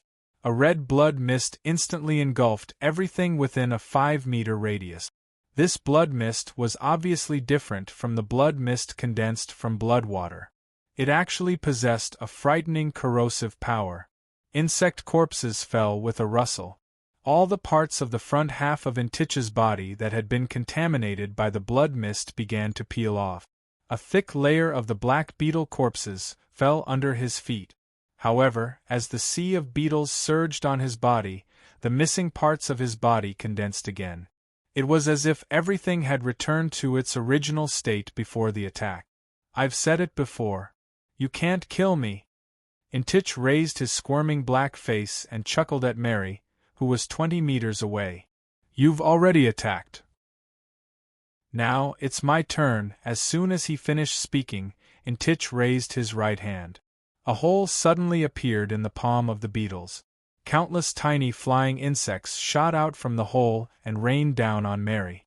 Mary was a vampire magus who was known for her agility. How could she be hit by such a slow attack? Mary's body swayed slightly, leaving a series of eerie afterimages in the air. She quickly appeared 15 meters behind Intich's flank like a ghost and fired another blood-red arrow. Bang, bang, bang. Relying on her elusive figure, Mary made full use of her 8 points of dexterity to fly around Intich at high speed. She dodged the dense swarm of flying insects while accurately shooting blood-colored arrows into Intich's body. The sudden eruption of the blood mist immediately caused terrifying damage to Intich. Parts of his insect body were missing left and right. The insect corpses that rained down had even buried his calves. However, Intich didn't care about these injuries at all. He continued to spew out tiny flying insects, as if he was using them to cover the surrounding space. Even with bloody witch Mary's speed, she couldn't completely avoid these flying insects. When the density of the flying insects reached a certain level, she couldn't avoid them even if she dodged in any direction. Blood-colored magic patterns rapidly circulated on the blood-colored battle armor. This also meant that it was suffering from countless repeated attacks at every moment. The bite of a single flying insect might be weak enough to be ignored, but when a thick layer of them landed on Mary's blood-colored battle armor, this kind of terrifying attack couldn't be ignored. Left with no choice, Mary had to erupt with blood every dozen or so times, using her violent blood energy to annihilate these obstructing insects on the surface of her body. Due to the lack of blood, Mary's blood-sucking regeneration ability was greatly suppressed. The wounds on the surface of her body healed abnormally slowly. This also caused her blood energy reserves to plummet. Chapter 335. Chance. A rare chance to escape. Soros couldn't figure out how the scene before him had happened. The only thing he knew was that when he was besieged by the swarm of carrion beetles and was almost at the end of his rope, his saviors, the vampires, had arrived. And so, 2 groups of monsters that had killed countless demon hunters fought right in front of his eyes, starting a bloody massacre. As for him, he was sandwiched in the middle, and the pressure he had to bear was much less than before. As long as he did not take the initiative to attack the monsters, they would kill each other until the sky was dark. They had no time to care about the prey that both sides were determined to get. Through the bloody battlefield, Soros could see the battle between the bloody witch and the terrifying insect demon from afar.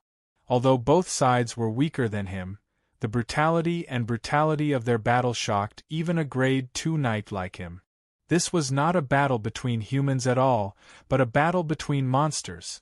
The insect demon, which had an immortal body, was surrounded by tens of thousands of different types of insects.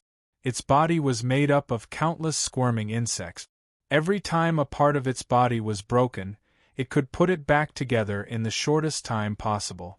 Soros could not imagine what kind of torture he would have to go through if he had to face such an opponent. It was not a battle against a human, but a battle against thousands of insects. Perhaps only the woman who was fighting it could understand the difference. Although he called her a woman, Soros had never really treated her as one. In Soros' memory, there had never been a woman like her. Her body and face were covered with crisscrossing wounds, her body bathed in blood, and yet she could still fight bravely against the swarm of insects.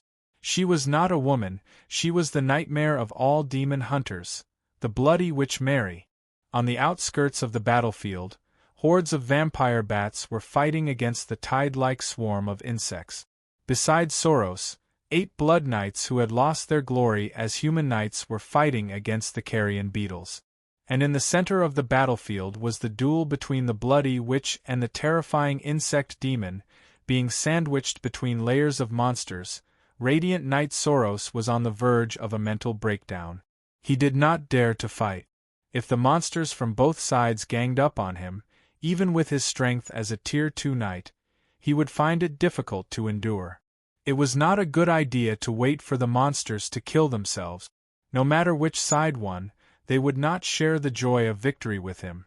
So, the tormented Soros could only carefully protect himself, waiting for the right moment to slip out of the battlefield bit by bit. However, how could it be so easy to avoid all the battles in such a chaotic battlefield?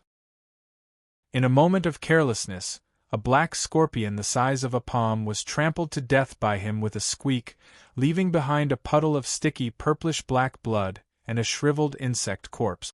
And this small mistake immediately attracted the combined attack of 2 corpse scarabs. Using the runic longsword to block left and right, Soros resisted the attacks of the insect's giant pincers and sharp appendages. He retreated as he fought, and in a moment of carelessness, his back knocked into a soft object. Turning around, Soros could not help but groan inwardly. Damn it, it was a vampire! This vampire only had the strength of a high-ranking acolyte, and it was struggling to defend against the attack of a beetle larva. Its body was already covered in wounds, and it was obviously at a disadvantage. At this moment, it suddenly noticed Soros and sensed the surging life force on his body. It immediately gave up on its opponent and pounced towards Soros recklessly. The low-ranking vampire opened its bloody mouth and bared its fangs, looking like it wanted to suck Soros's blood. Facing such an idiotic enemy, Soros could no longer express the hatred in his heart to others. 3 beetle larvae and a low-ranking vampire. Even if Soros closed his eyes and used only one hand, he would still be able to finish them off in an instant. If it was not to avoid attracting more enemies, who would be willing to play games with them here. Facing this reckless fool, Soros could only swing his sword, and with a flash of his sword, he sliced it into pieces. As expected, the screams of the vampires before their deaths brought new trouble to Soros. 2 quasi-wizard-level vampires charged at him at high speed, sticking close to the ground. Their target was him, the culprit. Seeing that he could no longer hide, Radiant Knight Soros roared angrily. Light surged around his body, and the dazzling light once again lit up the runic longsword. The violent runic energy swung along with the longsword, instantly killing all the monsters around him. Soros took the opportunity to escape. A pair of insects blocked his way. Killed. A group of insects blocked his way. Still killed. The swarm of vampires swarmed towards him from all directions. Violent energy blades flew everywhere, killing all of them. At this moment of life and death, Soros no longer dared to hold back. He squeezed out every drop of runic energy in his body, condensing them at the tip of his sword, and madly slashed at every enemy that approached him, until a terrifying scarlet figure appeared in front of him. Soros stopped swinging his longsword. His broad chest was panting heavily. His muscles were covered with beads of sweat and various kinds of stinky blood of unknown origin. In front of him, the terrifying bloody witch Mary was flapping her huge leathery bat wings and slowly descending from the sky, blocking his escape route. Soros could not see Mary's condition clearly from the chaotic battlefield just now. Now there was a distance of 10 meters between them. There was no one between them, and he could finally see everything clearly. So miserable! So miserable! Although Mary used to have an impressive figure and an extremely beautiful face, now the thin blood mist protecting her body could no longer completely cover her body. Her delicate face that was exposed outside the blood mist was covered with scratches of different depth. The curled wounds had turned purple, but strangely, not a single drop of blood seeped out. The face that was once so beautiful had now become vicious and terrifying, causing one to be unable to look directly at it. On the other hand, Mary's slender body was also riddled with scars and covered with terrifying wounds. As for the blood-red armor protecting her body, it was riddled with holes from the millions of flying insects. It could no longer provide any protection. But this was not a big deal. The most frightening thing was that the surging blood wizard power in Mary's body was now dispirited and almost dried up. Mary stood in front of Soros, her scarlet eyes staring straight at him. There was an unconcealable thirst and greed in her eyes. Such a blatant and unwavering gaze was enough to make one's heart tremble in fear. Mary clearly only had the strength of a level 1 radiant knight, and was even in a state of exhaustion from the blood battle. But under the gaze of her terrifying bloodshot eyes, Soros, a level 2 radiant knight, could not help but feel a chill in his heart. A trace of fear appeared in his eyes. Between the predator and the prey, it was sometimes difficult to measure the difference in size and strength. The moment their gazes met, it was clear who was the prey and who was the predator. "Mary, do you think I'll allow you to calmly absorb my blood to recover in front of me?" Behind Soros, the swarm of insects surged, and the evil insect in Tech's strange body appeared. "We're both exhausted now. But I have the body of an insect and you have the blood arrows. If we continue fighting, let's see who falls first. As for replenishing your blood, don't even think about it." Within Tech's threat, the ground around Soros shattered, and even more tiny beetles swarmed out of the ground. In an instant, the sound of carapace rubbing against each other could be heard everywhere. "Damn it, damn it, damn it! You two monsters can fight all you want. Why are you crowding around me? Do you think I, a radiant knight, am easy to bully?" At this moment, the hatred in Soros' heart was at its peak. But with the bloody sorceress Mary in front of him, and the terrifying insect demon in Tech behind him, he could only retract his aura and focus, preparing to deal with any surprise attacks from both sides. After all, the rune energy in his body was about to dry up. For a moment, the three powerhouses were in a stalemate. As a vampire, as long as she had the chance to lie on Soros' body and suck a little bit, Mary would immediately become lively again and suppress that damned insect.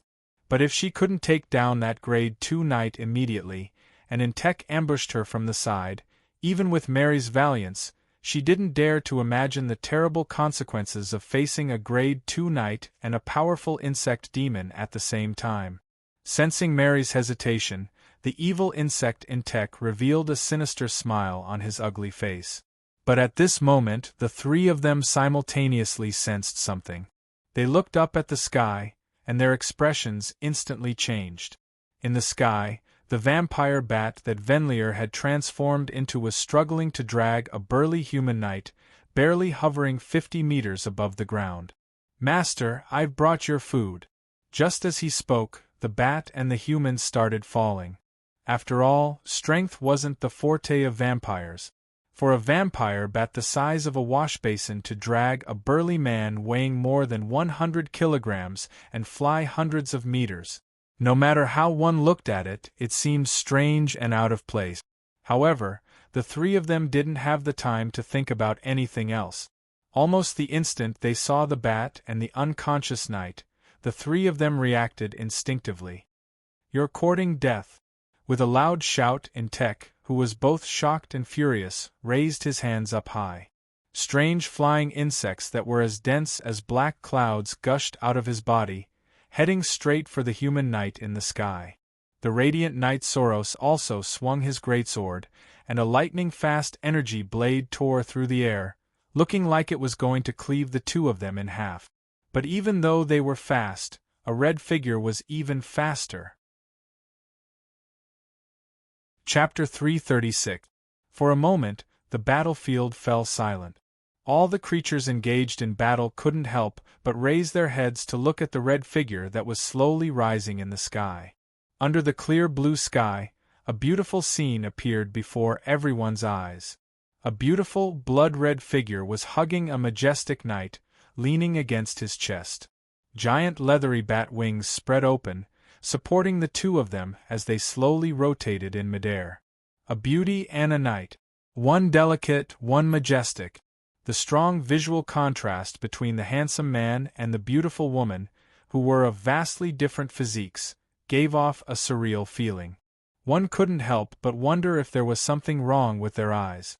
As one of the participants in today's battle, the evil worm in Tick hated the scene in the sky the most. If not for the fact that he was worried that rashly charging forward might result in a painful defeat, he would have long lost control of his tyrannical mood and started a massacre. The bloody which Mary and the handsome knights snuggling had no hint of romance or beauty. Instead, it was filled with the wails of death and the withering of life. Mary's sharp fangs pierced into the other party's carotid artery. Fresh blood flowed through her hollow fangs and into her body, causing her previously dispirited blood wizard power to instantly swell and surge again. Miraculously, the wounds on Mary's body quickly closed, formed scabs, and healed at a speed visible to the naked eye. Soon, as a blood-red ring of light swept across her body, all of the injuries Mary had just suffered disappeared. Even her skin had become tender and translucent once again, with a faint blush of blood and chi on it. Damned vampires! Terrifying vampires! As long as there was a blood source, and as long as the vampires didn't die instantly, they could rely on sucking blood to recover from any injuries they suffered. This was the most powerful and heaven-defying aspect of the vampires. After a quarter of an hour, Mary casually loosened her arms, and a shriveled corpse fell lightly from the sky. Mary stuck out her nimble tongue and licked the blood stain at the corner of her lip. She lowered her body and looked at the expressionless Tick standing on the ground. She pointed her finger and shouted, "Kill!" Thus, the battle that had just cooled down erupted once again. "Mary, don't think that I'm afraid of you." Tick stuttered when he said a very normal sentence. This was not because he was afraid, but because 3 blood-red arrows had penetrated his insect body, blowing him up into pieces. Terrifying holes were blasted open time and time again, but they were quickly repaired again and again. Tick grabbed a carrion beetle and used it as a shield to block Mary's relentless barrage. Meanwhile, he condensed insect spears made of squirming beetles with his other hand and threw them at his opponent with all his might. Even though both sides had suffered casualties, Tick already had the intention to retreat. It couldn't be helped. Every time he repaired the corpse scarab's body, he would have to expend a portion of his spiritual force, and commanding the corpse scarabs to fight also took a toll on his spiritual force. If there were too few of them, his spiritual power might be able to hold on for a while longer, but once an all-out war broke out, his spiritual power would not be able to keep up. Of course, if Mary hadn't replenished her blood and flesh along the way, it wouldn't have been a problem for the demonic worm, Endic, to exhaust Mary to death. After all, with the insect queen by his side, he could save a lot of spiritual power when commanding the carrion beetles compared to ordinary summoners. But there weren't that many buts. When Mary absorbed all the blood of a Tier 2 knight, the scales of victory and defeat in today's battle had been tipped. A Tier 2 knight was a bargaining chip that could not be ignored, no matter where it was placed. Mary was willing to use a Tier 2 knight as a bargaining chip in a daily conflict, and the demonic worm, Tick, was destined to lose today. Hence, after glaring at Mary hatefully, Tick, who had taken root in the swarm of beetles, whistled and retreated with his remaining subordinates. The swarm of beetles retreated to the opened wormhole. One by one, the carrion beetles flapped their green wings as they fought and retreated, finally entering the wormhole safely. After a simple inspection of his subordinates, Tick felt like he was in so much pain that he wanted to die. Of the 34 carrion beetles that he had painstakingly gathered after half a year of hard work, only 23 returned after this battle. This also meant that 1/3 of the carrion beetles had died on this godforsaken battlefield. After all the beetles had retreated underground, Tick dejectedly dispersed his body, disintegrating into countless tiny beetles that entered the wormhole. The vampires did not interfere much with the retreat of the swarm of beetles. They only seized the time to clean up the remnants of Tick's troops on the surface. As for the foolishness of charging underground to continue the pursuit, Mary would not do such a thing unless she was out of her mind. Perhaps that demonic worm, in tick, was hoping that she would do such a thing. After the swarm of beetles had completely disappeared, the only ones left on the surface of the mountain forest were the hordes of vampires. Soros, who had wanted to seize the opportunity to escape, was also surrounded by two Tier 2 Blood Knights. His face was deathly pale as he waited for his final fate.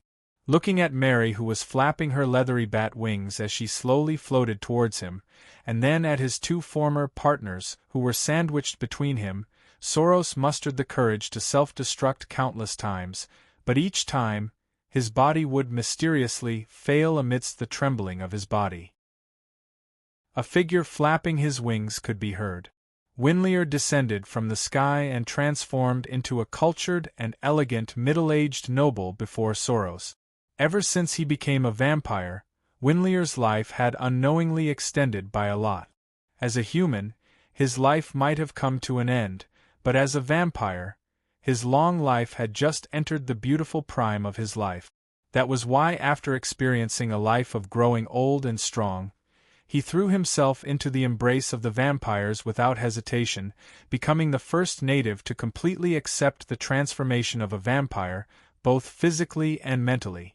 Esteemed Lord Soros, I believe you understand the current situation. Do you still intend to use your life to continue fighting against us, the great vampires? As long as you are willing to give up your weak human body and join the ranks of the vampires, I, Winlier, am willing to introduce you to Her Majesty Mary. Winlier stopped 10 steps away from Soros with a face full of smiles. He rubbed his hands and began to show off his eloquence. I'd rather die than become a muddle-headed puppet like them, Soros roared as he swung his sword. Although his voice was fierce, there was a hint of weakness in his words. Winlier laughed even more merrily. Lord Soros, this is something you don't know. If you are extremely against becoming a vampire, then when Her Majesty Mary spent her energy on the embrace, it would inevitably damage your intelligence. But if you are willing to accept it from the bottom of your heart, then you can be like me. Not only will you retain your complete consciousness, but you will also be able to enjoy the long and strange journey of life. Is that true? Soros asked with a trembling voice. His hand holding the sword could not help but tremble. When he asked the first half of the question, he was still looking at Winlier, but when he said the last 2 words, his eyes involuntarily drifted to the bloody witch Mary, who was floating proudly in the air. As long as you sincerely submit to me and become my slave, then I will allow you to retain your complete consciousness and all your abilities. Make your choice, Soros. Mary's words were still as fierce as she was, and she did not allow the slightest bit of hesitation. After gritting his teeth for a moment, the Grade 2 Radiant Knight Soros finally lowered his head and threw away the sword in his hand. He knelt on one leg and said in a muffled voice, I, Soros, am willing to submit. Mary's blood-red eyes shone with excitement and joy. She slowly lowered her body and nodded to Winlier, who was standing beside her. Go, tell them to clean up the battlefield. Yes. Winlier was overjoyed. He bowed and turned to leave. Mary's words had undoubtedly affirmed his value. It also indicated that he now had the authority to command all the vampires except for the 5 Blood Knights, 3 of whom had died in battle. For Winlier, who was naturally not good at fighting, this was a huge leap forward. After Winlier left, Mary strolled in front of Soros and bent down to stare at him. Meanwhile, the 2 Tier 2 Blood Knights stared intently at Soros from both sides. If Soros made any sudden movements, the swords in their hands would mercilessly cut him down. Raise your head, Mary said coldly. Soros obeyed and raised his head. His eyes met with Mary's blood-red eyes. Remember, only when you accept the embrace wholeheartedly will you be able to retain your complete intelligence. So now, open your heart. Mary extended her sharp fingertip and carved a witchcraft mark on Soros' forehead that represented her. Blood flowed down Soros's face. "I'm willing. I'm willing. I'm willing," Soros repeated over and over again. His voice was hoarse and muffled, but his strong will was undeniable. At that moment, Mary's sharp fingertip slid across her wrist. A stream of dark red blood immediately came out. Mary lowered her arm and let the blood drip from her fingertip onto the witchcraft mark on Soros' forehead. Strangely, when Mary's blood mixed with Soros' blood, it actually lit up the witchcraft mark. Sizzling sounds of corrosion could be heard from the bloodstains, and it started to etch deeply into Soros' skull through his flesh. Every drop of blood that landed on the mark was like boiling lava. It was so hot that Soros' body trembled and his face contorted. However, he did not move recklessly and quietly endured the strange transformation of the vampire. A powerful blood energy seeped into his body, corroding and modifying all the flesh, tissues, and organs in its path with an unstoppable force. If Soros had used his runic energy to resist it, the transformation process would not have been so smooth and peaceful. But when the strange blood energy corroded into the nodes where the runic energy converged, the intense pain caused Soros to howl in pain. Chapter 337. Ferd South City Wizard Tower. The Hall of Puppets located on the 7th floor of Grimm's residence was still bustling with activity. In the center of the hall, a majestic giant metal spider was crouching on the floor, and the scaffolding beside it was densely packed with sorcerer apprentices who were hard at work. After working day and night without rest, the full metal body of the spider golem that Grimm had personally designed was finally completed.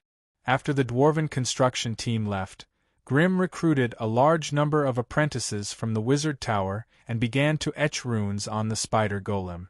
The spider golem was now just a lump of metal.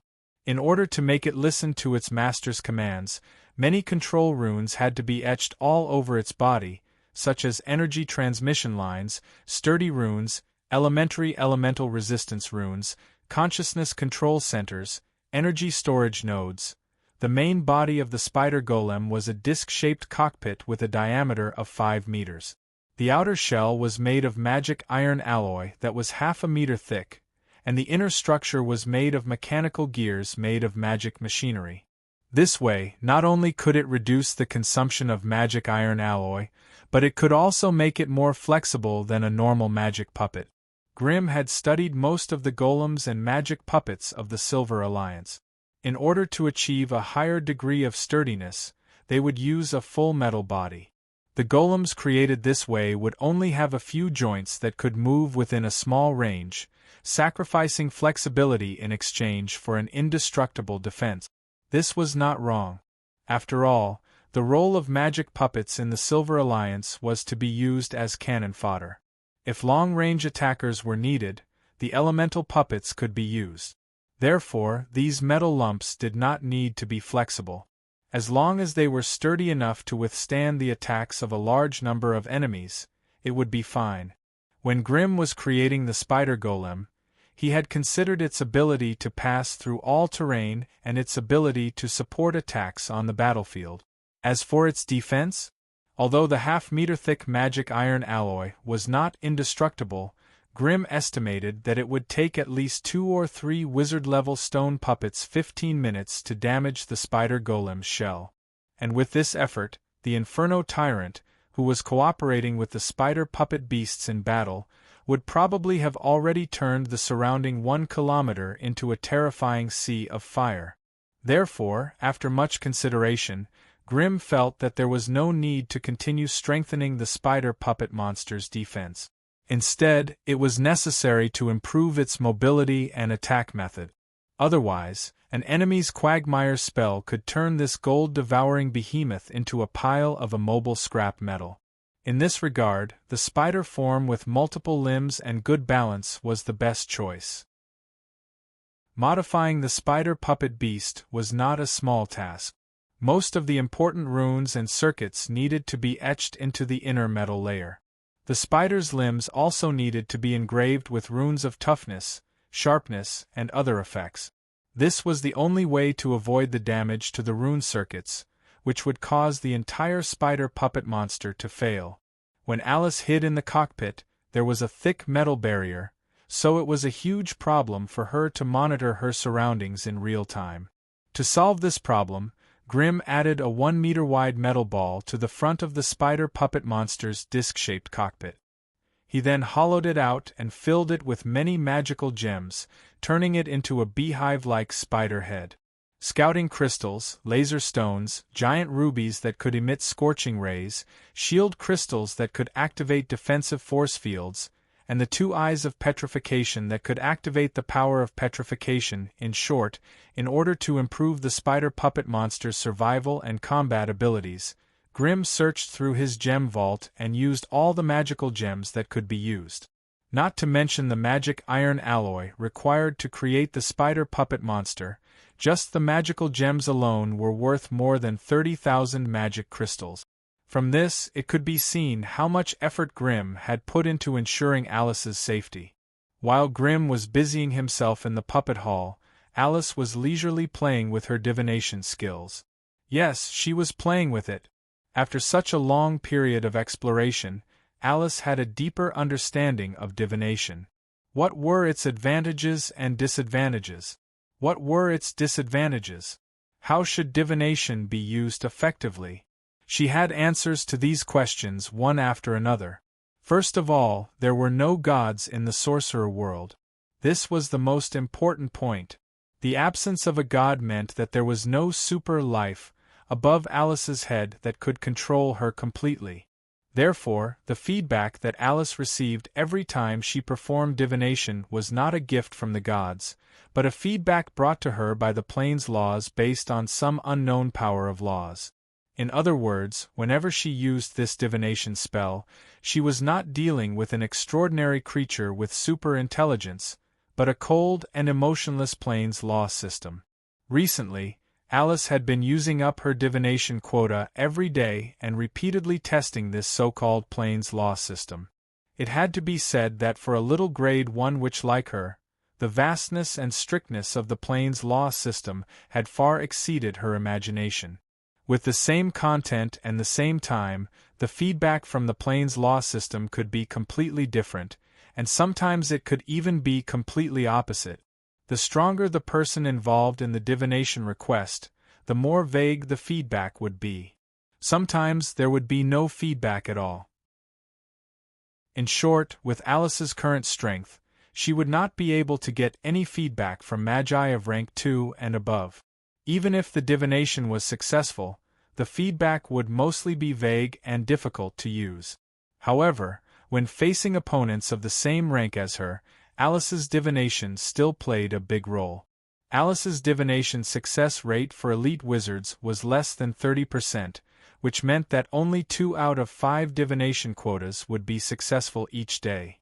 When it came to ordinary wizards, Alice's success rate could reach 70%, which meant that at least 3 out of 5 divination quotas would be successful. As for those who were below the level of wizards, Alice's success rate was 90%. As for Xuefu, who could pose a threat to her, he was unfortunately below the level of a magus. Therefore, during this period of time, Alice, who had figured out the characteristics of divination, became the most sinister little woman. She hid in her room every day and peeped at her future opponent's privacy. Yes, peeping. Basically, Alice's 5 divinations every day revolved around this chave. What was it like? What elements did Chef have affinity with? What kind of sorcery was Chef good at? What kind of personality did Chef have? What kind of powerful weapon did Chef have? What kind of fighting habits did Chef have? If she only considered these basic information, Alice would be able to understand her opponent in less than 3 to 4 days. But after understanding all of this, Alice's divination prayer had already become, what was Chef's favorite color? How many times did Chef take a bath a day? What was Chef's size? How many times did Chef go to the toilet a day? The year of her menarche. Did she have any experience in that area? And for this information, every time Alice succeeded in her divination, she would use a special small notebook to record it. So, relying on the fate puzzle again and again, Alice spent a lot of time and energy and finally outlined a lifelike image of Chef in her mind. Natural affinity with the ice element, outstanding talent, calm, intelligent, beautiful. Chef had shown outstanding talent in ice and snow since she was a child, so she was specially sent to the Winter Witch territory by her grandmother, Angelina, who was a rank 4 witch. She studied and grew up there, and only returned to the family territory after she became a Destiny Witch these years. Although her life was short, it contained many important elements that even Alice was envious of. So, the more Alice knew about her, the more she could not help but like such a successful girl. But what Alice did not know was that because of her frequent harassment during this period of time, she had almost driven this competitor, Chef, crazy. To be honest, if not for her identity as a Destiny Witch candidate, perhaps Chef, who was hundreds of thousands of miles away, would not have been able to sense Alice's nonsense. Two girls with different personalities and different fates, one in the central part of the Magus continent, the other in the northern part of the Magus continent, separated by hundreds of thousands of miles. They had never met each other, and it was impossible for them to know each other. But at this moment, they were forcibly twisted together by the power of fate. Every time Alice successfully performed divination related to Chef, who was far away in the extreme north, would suddenly feel a chill in the depths of her heart, no matter where she was. It was like a bone-chilling ghost hand reaching into her clothes, slowly groping her body, drilling into her secrets. When she was deep in meditation in the ice cave, her meditation would be interrupted by a sudden surge of fear. When she was practicing ice witchcraft, her casting would be interrupted by a disturbed state of mind. When she closed her eyes to take a nap, she would be suddenly awakened by an unexpected stimulus. Even when she hid in her mother's wizard tower, it was difficult to isolate this sudden fear from an unknown source. It was fine for the first few days. This kind of uninvited alarm was still somewhat regular. But in the end, it was completely chaotic. It would come when she was eating, when she was sleeping, when she was meditating, and even when she was bathing or going to the toilet, it would appear inexplicably. It made her extremely angry, but there was nothing she could do. Due to the inexplicable interference, Chef's meditation progress was obviously much slower. Chapter 338. If it wasn't necessary, Chave was extremely reluctant to get close to Agatha. Ever since she could remember, she had always felt that Agatha was somewhat gloomy and mysterious. She hid in her hut all day long and played with some inexplicable evil things. But what made her helpless was that Agatha was also recognized as the most accurate witch in divination among the Deceit Witches. Due to her eccentric personality and ugly appearance, Agatha was not very well liked by the Deceit Witches. So most of the year, she stayed in the haunted hut in the Whispering Forest in the west of the city. This was already the hinterland of the Deceit Witches' territory. Logically, there shouldn't be any overly powerful monsters. But because of the existence of the haunted hut and Agatha, the Whispering Forest had become a terrifying forbidden area for ordinary people. Even ordinary witches would not be willing to set foot in this place. So when Chave landed at the entrance of the Whispering Forest on her broom, she had to hesitate for a while before making up her mind to walk in. Agatha's haunted hut was a full 7 miles away from the entrance of the forest. Chave didn't land early out of respect for the witches. Instead, the Whispering Forest also had its own evil aspect. Looking down from the sky, all one could see was the silent forest and the fog that never dissipated. Although Agatha's reputation was not good in the family, in the eyes of ordinary people, she had a different view. Agatha was good at herbs and divination. For ordinary people who bravely entered the Whispering Forest and were lucky enough to find the haunted hut, as long as they could pay the price, they could ask her for medicine to save their loved ones or ask her to do some divination. And to do this, it was not easy for ordinary people. At least when Chave walked into the Whispering Forest, she saw 4 to 5 narrow paths hidden in the thick fog, and a road sign that was slanted on the side of the road. Because no one had taken care of it for a long time, the road sign was covered with withered plants and vines. It was also covered with dust and broken cobweb. The grayish-black writing was already blurred and difficult to read. Xue Fu walked over and stretched out her hand to pull lightly. The withered vines broke into countless pieces and scattered around. Just as Xue Fu was about to wipe away the dust on the sign to identify the location of the haunted house, an ear-piercing screech above her gave her a fright. A strange black crow flew down from the sky and landed on the tip of the wooden fork of the road sign. It tilted its neck and stared at her coldly with blood-red eyes. Red-eyed ravens were one of the most common low-level monsters in the forest. Xue Fu sensed the special energy of the Eye of Witchcraft from the red-eyed raven. "Your Excellency Agatha, Shefu has come to visit you. I hope to see you," Shefu said respectfully. Other than the Agatha witch, there was no one else who could have planted spies in the Forest of Whispers. "So it's Xue Fu. I remember you. You're Rena's daughter, Angelina's granddaughter. I can't believe you've grown so much in 10 years. The red-eyed raven tilted its head and sized her up. With a hoarse voice it said, "Since you're here, just come over. Just follow Felix. I'll be waiting for you at the haunted house." With that, the red-eyed raven flapped its pitch-black wings and soared into the sky, flying towards the depths of the forest. There were 4 or 5 paths in front of it, but the red-eyed raven did not fly towards any of them. Instead, it spread its wings and flew towards a tall ghost tree whose leaves were about to fall off.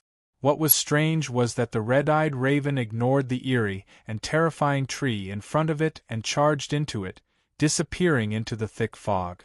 Illusion? Xue Fu could only follow behind it quickly and brace herself to pass through the illusion barrier. Her eyes lit up. After passing through the illusion barrier, the gloomy and depressing forest once again returned to its normal appearance. There were tall, verdant ancient trees, lush green lawns, and many strange, unknown flowers.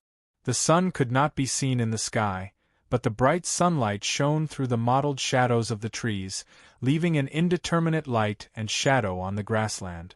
Under the guidance of the red-eyed raven, Xue Fu went deeper into the forest. Along the way, they saw large patches of herb gardens and gardens, which were filled with lush plants and flowers. Of course, there were even more strange herbs that they couldn't name. Turning left and right in the forest, passing through one botanical garden after another, herb garden after another, Chave finally turned a corner and saw an abandoned house hidden in thick fog. The wooden house was about 2 stories high and looked old and broken. From the cracks in the walls, she could see the flickering light of candles. As the slanted wooden door creaked open, an ugly old witch with a hunched back leaned on a cane and stared at Xue Fu silently. The dim candlelight shone from behind her, casting more and more shadows on her face. But even so, Xue Fu's enhanced vision allowed her to see clearly. Under the gray pointy hat and the dirty, old witch robe, the wrinkled skin, the hooked nose like an eagle's beak, the cold, muddy eyes of a dead fish, and the incomplete yellowed teeth were reflected in the eyes of the witch. With the strength of witches, as long as they were willing to spend some time and resources, they could all have a decent appearance and body. For her to be willing to maintain such a disgusting appearance, it was either because she had been in contact with highly toxic or radioactive items, or she had a twisted mind that outsiders could not understand. Agatha's attire was also a traditional witch's attire. With the improvement of witchcraft and the popularization of witchcraft tools, such attire was rarely seen. Only some of the more conservative witches were still working hard to maintain the traditions of the ancient witches. At the moment, Xue Fu was wearing a light blue dress. Other than a few small ornaments with witchcraft waves, there were not many accessories related to witches. Looking closely, she was like an ice beauty with a delicate and spiritual temperament. It was hard to believe that she was actually a probationary witch with the strength of a prospective wizard. "Come in." Agatha opened the door. "Since you came here, you must have something to do. Come in and talk. The environment inside the house was similar to its appearance. Not only was it dark and damp, but it was also eerie and scary. In the corners of the wooden house, there were piles of wooden boxes and glassware of all sizes. As for the soup pot, stove, experiment table and crooked wooden table, these were all common things in a witch's house. Agatha moved to the soup pot with difficulty and stirred the muddy soup with a wooden spoon covered with grease. She scooped a spoonful and tasted it. Tell me, what are you doing here? Divination or making potions? Your Excellency Agatha, I've been entangled by someone using divination recently. I can't get rid of it, so I want to borrow your power. Xuefu hesitated for a moment and finally said her purpose. Divination. Agatha raised her head in surprise and stared at Xuefu with her dead fish-like eyes. Impossible. You have Angelina's blessing on you. Ordinary divination can't work on you at all.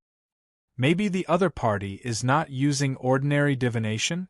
Agatha took a step forward and leaned in front of Xuefu. She lifted her nose and sniffed. It's really strange. Why do I smell a trace of fate? Agatha raised her head and stared at her in astonishment. I heard that you have awakened the bloodline of the Witch of Destiny a while ago. It is reasonable to say that you should be favored by fate at this time. But why do I smell the curse of fate on you? Xuefu hesitated for a moment and finally spoke. Grandmother Angelina is worried that I won't be able to successfully pass the battle of fate. She has already sent people all over the continent to clean up the awakened ones. Stupid. Agatha banged the wooden staff in her hand on the floor. She is the leader of the Deceit Witches and a powerful grade 4 witch. How could she do such a stupid thing? At this moment, Agatha seemed so distressed. Did she forget the rules left by the Witch King? How dare she intervene in the internal affairs of the Destiny Witches? The inheritance of the Destiny Witches has been broken for nearly 1,000 years. Now is the time for them to rise again.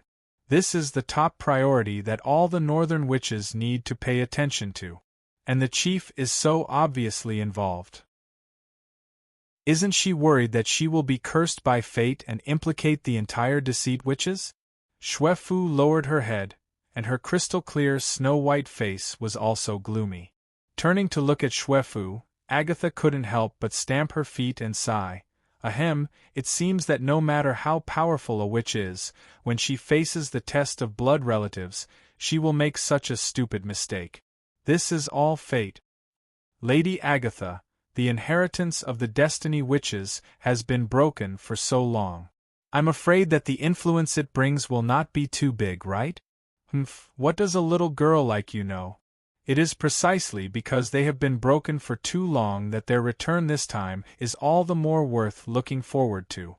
According to the agreement between the ancient witches and the laws of the plane, the lost inheritance will return after 1,000 years of accumulated power. Do you think its influence will be small? Don't forget, this time the awakening of the Destiny Witches covers the entire wizard continent. Even the farthest south can hear the news of the awakened witches. Isn't this enough to explain everything? Lady Agatha, then I understand.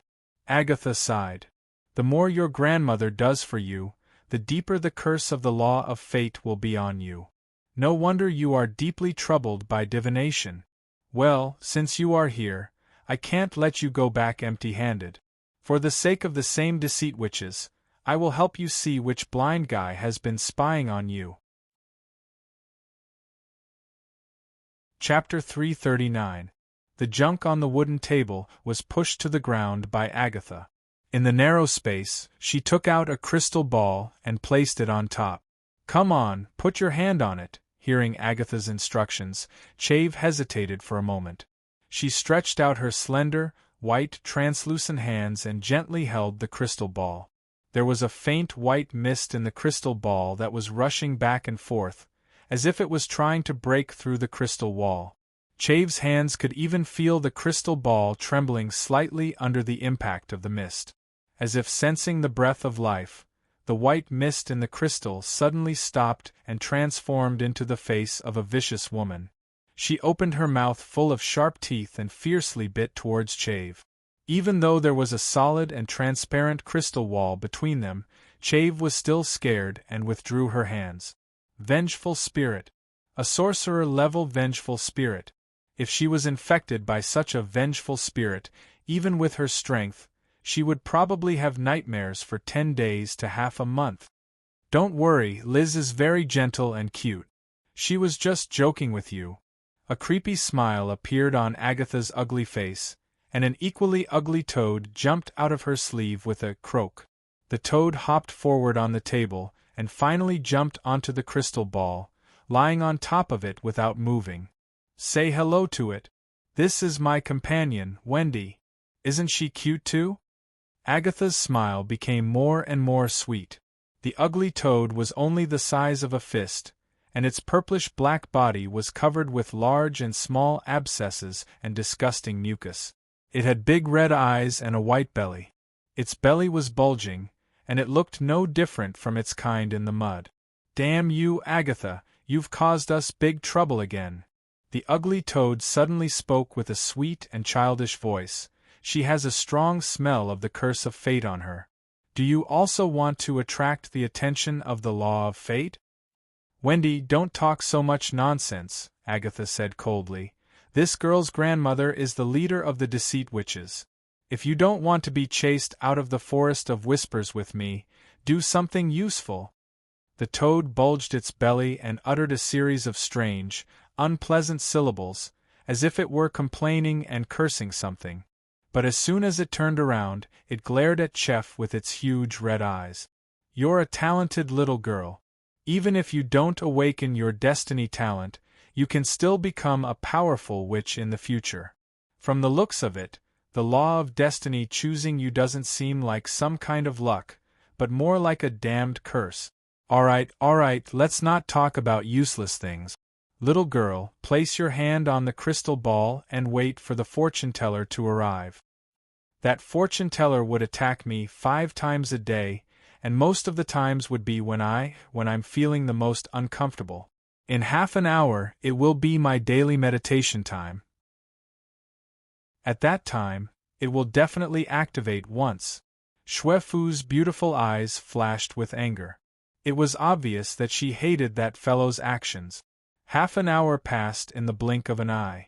Xuefu, who was holding the crystal ball without saying a word, suddenly shuddered. She once again sensed that strange feeling that made her feel annoyed yet helpless. In the crystal ball in her hand, a fluorescent light suddenly lit up in the white fog, dispersing the fog in an instant. It showed a strange scene where she didn't know where she was. Looking at the scene, it seemed to be a magic secret room. It was empty inside, without any special decorations, and in the middle of the secret room, a cute little girl who looked only 8 or 9 years old was crouching on the ground, using a platinum hammer to break a tortoise shell. As if she sensed something, the cute little girl suddenly raised her head and looked at the secret room in surprise. Her beautiful and slightly sly gaze passed through an unknown channel, through the crystal ball, and collided with Xuefu's sullen and cold gaze. Using the treacherous fate connection, the two awakened of destiny in different parts of the sorcerer continent could see each other from completely different perspectives, and temporarily linked their minds together. Are you the one who's been spying on my life? Stop it, Your Excellency, or else. Xuefu looked at this mysterious enemy with a hint of curiosity in her anger. When she felt the other party's sorcerer-level spiritual undulations, her heart unknowingly tightened. Or else what? Send someone to kill me? Alice, who was on the other side of the mental channel, shouted with a slightly sharp voice. It's not like you haven't done something like this before. Thanks to you, I've already been killed by your family once, so now please bear the backlash of fate. Xuefu's face became even paler and more transparent. She, who usually thought highly of herself, had always been disdainful of these plots and schemes. Although she heard that her grandmother and mother had made some arrangements behind the scenes, she was too lazy to understand and participate. Now that she suddenly heard Alice's angry accusation, her heart tightened. She faintly felt that the connection between her soul and the law of fate had been broken.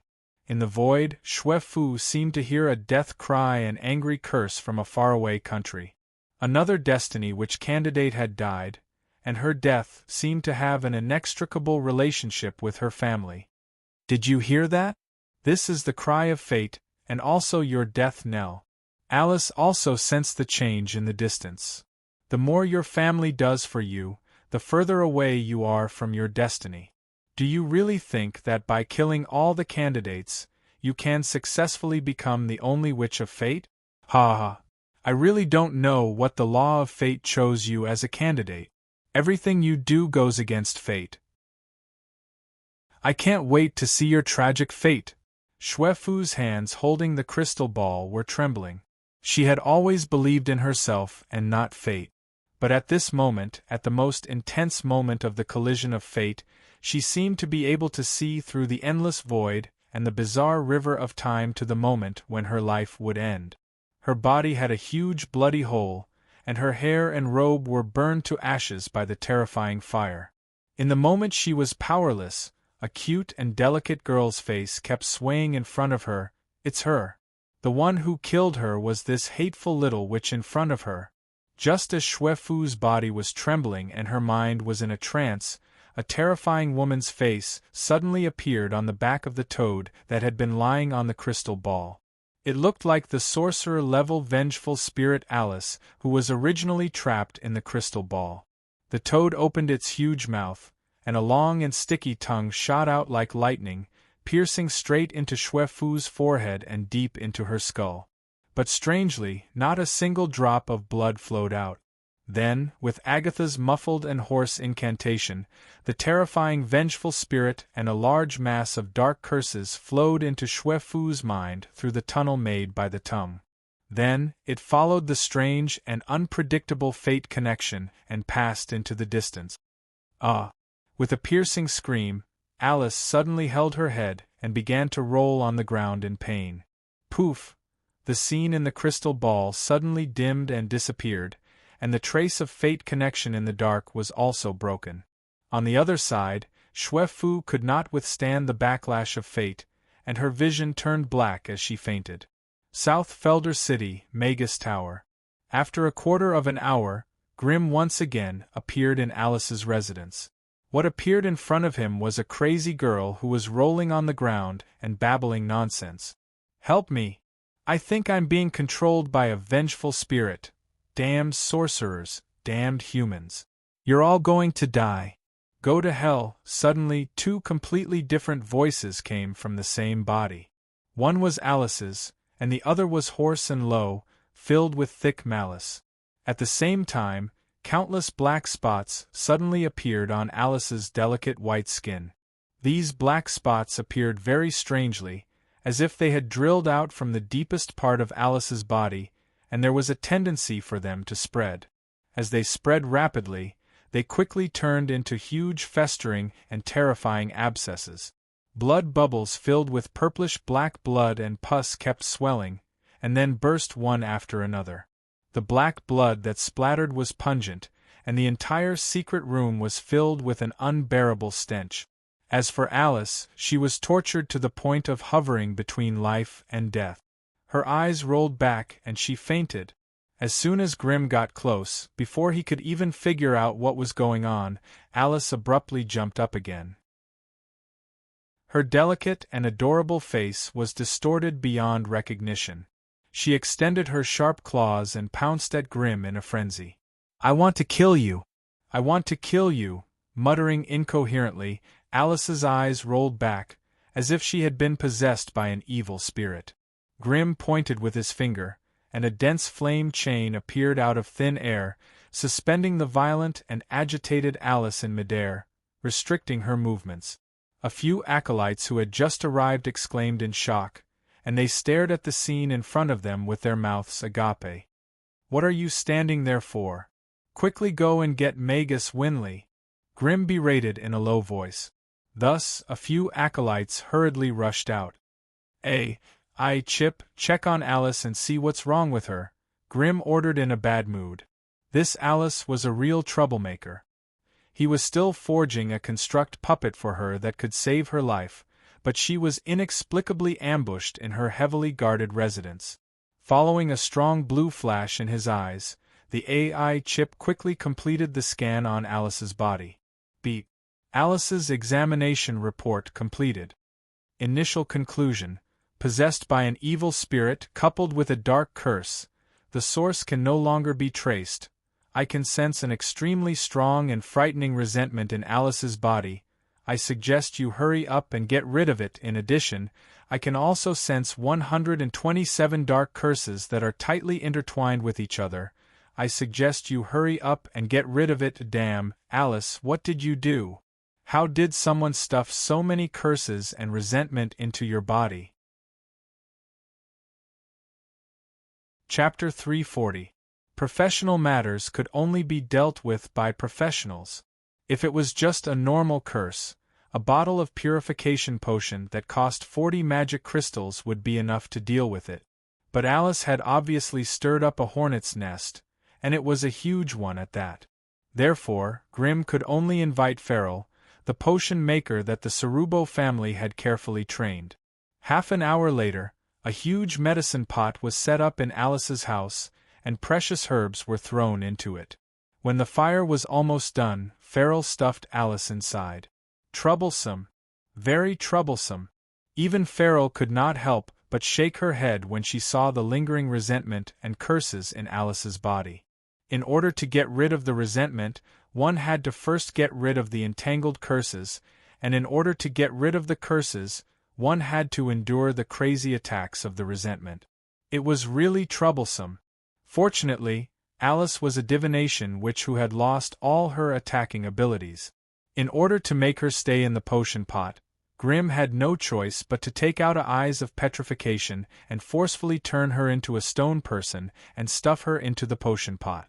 Using this time, Grimm went to Moda City to visit a necromancer and exchanged for a special tool that could get rid of spiritual creatures. There was no other way. The Cerubo family did not have a dedicated necromancer, so they could only ask for help when encountering such a troublesome spiritual resentment. Even Farrell was only a potion maker, not a professional cursemancer. However, her ability also involved a lot of knowledge about dispelling curses, so Grimm could only ask her to save Alice. After returning from Moda City, Grimm removed the petrification on Alice's body without saying a word. Before the resentment in her body exploded, he stabbed a black dagger into her forehead. The dagger was as long as a palm, but strangely, not a single drop of blood flowed out. As soon as the dagger stabbed into her forehead, Alice shivered and got rid of the evil spirit's possession. That's scary. Alice held the edge of the medicine pot with both hands and only her head above the soup. She asked Grimm in shock, "What did you use to save me? Why do I feel dizzy?" Grimm ignored her and tilted his head slightly. Merrill, who had been guarding them, brought a mirror over and placed it in front of Alice. Alice almost fainted with just one look. Strange runes flowed out of the black dagger that was stabbed into her forehead, and then drilled into her brain through the tip of the dagger.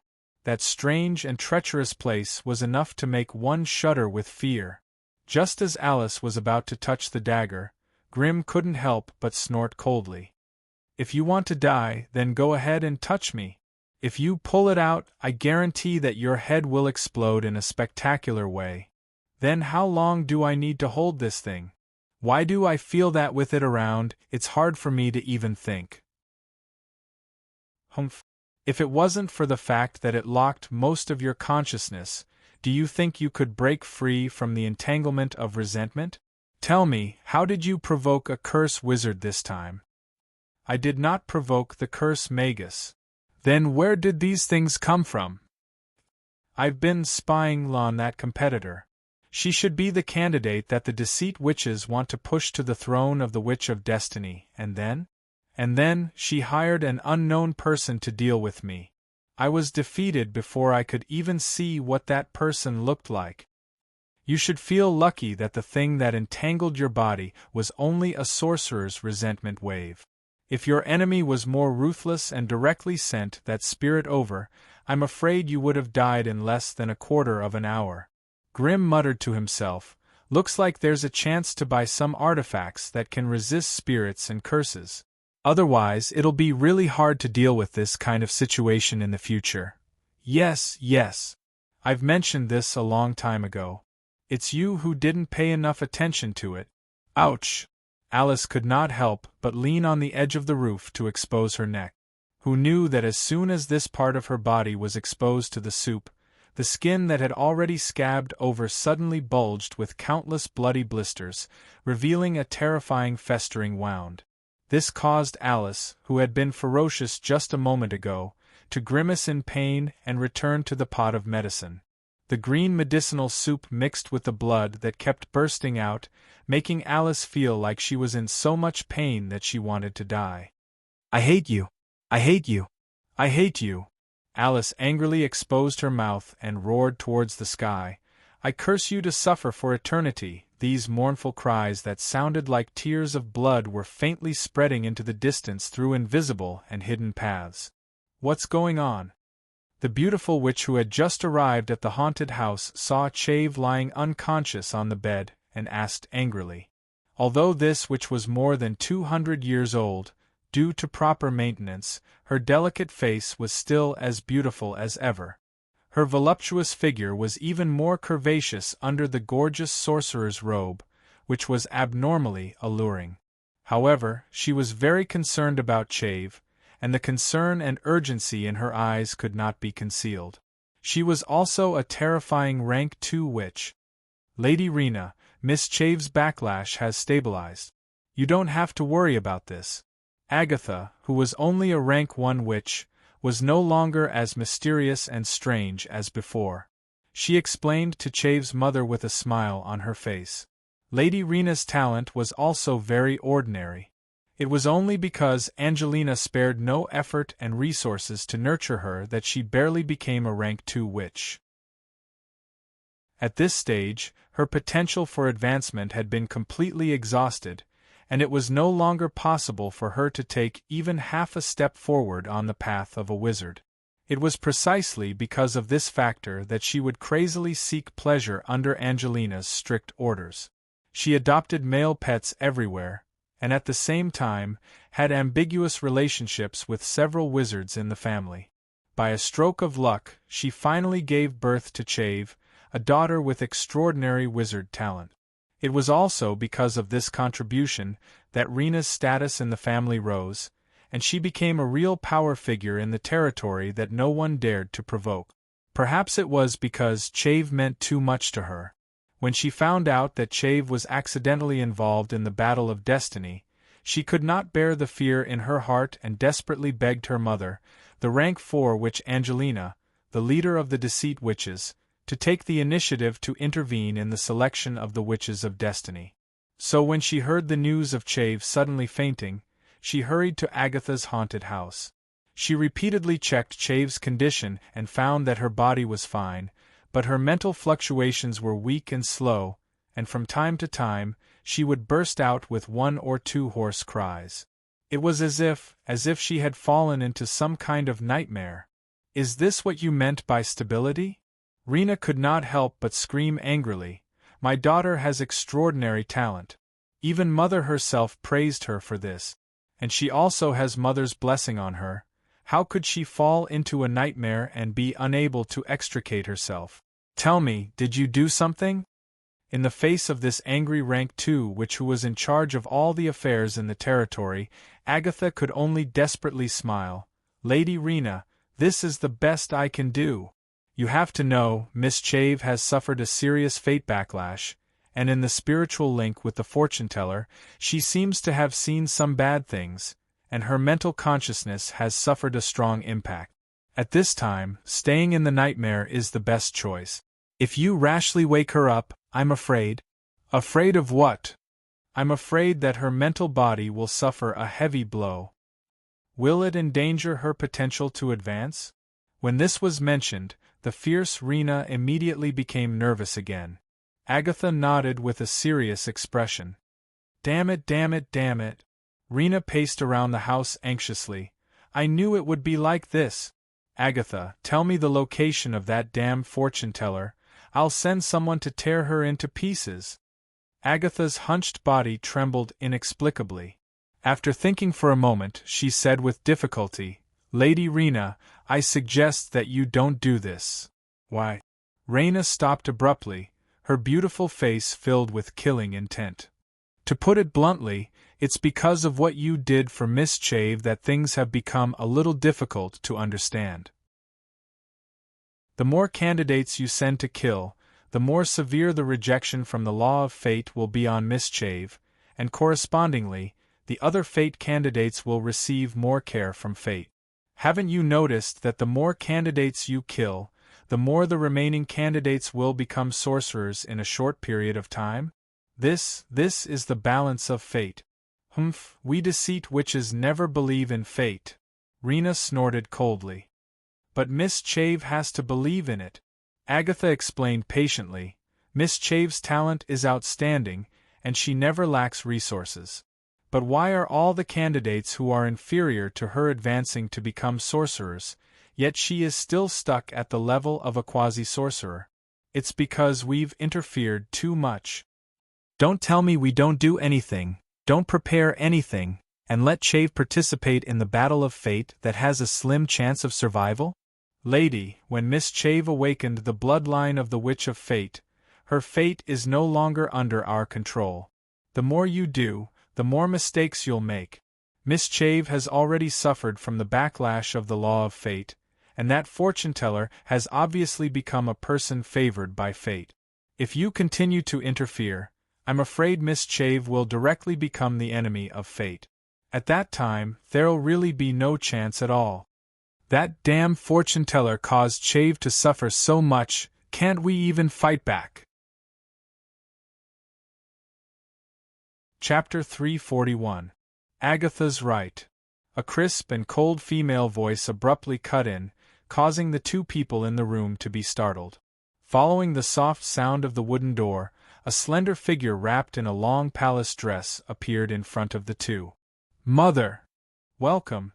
The two in the room hurriedly bowed and couldn't help but feel inexplicably nervous. This was because it was none other than the chief and leader of the entire Deception Witches clan, Lady Angelina, who had the strength of a grade 4. Angelina was already more than 700 years old, but judging from her appearance alone, she seemed to be a few years younger than her daughter, Lena. When the two stood together, people who didn't know what was going on would mistake Lena for her mother and Angelina for her daughter. However, as a grade 4 witch, with Angelina's arrival, the entire haunted hut suddenly became quiet. Some strange monsters that were kept in bottles or wooden cages were curled up in the corner, shivering, not even daring to breathe loudly. There were many secrets in the wooden hut. So long as they were scanned by her mental power, they would undoubtedly be revealed. In particular, the secret laboratory hidden in the wooden hut's basement attracted Angelina's mental power for a moment. I completely agree with what Agatha said just now. Angelina walked to the bed and looked at Shvi, who was still unconscious. She secretly sighed. Before coming, I had already ordered a stop to the pursuit of the chosen of fate. Mother! Lena couldn't help but take a step forward. Say no more. Angelina interrupted her directly. Now that things have come to this, both you and I have to bear some responsibility. What's wrong is wrong, we must correct it when things have developed to the point of no return. Yes, Mother. Lena lowered her head sadly. She knew her mother's temperament very well. When it came to things that she had decided on, she would never allow outsiders to disobey her. You should also focus on the next few years.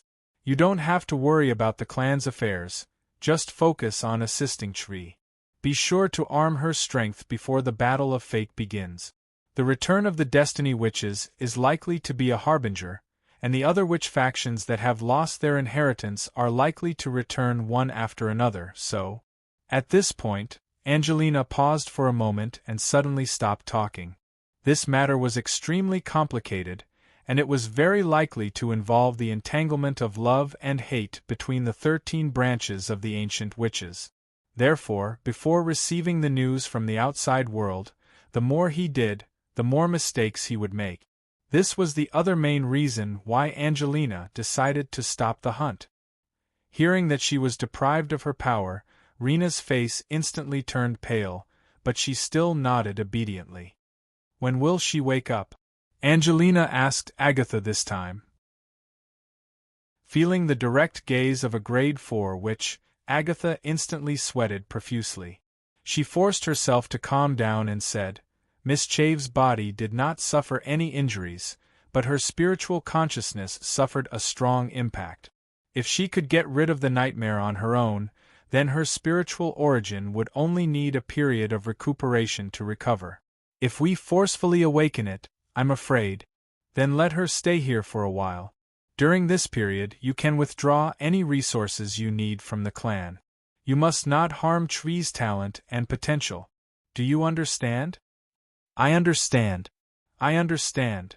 Agatha nodded quickly. Also, manage your laboratory well.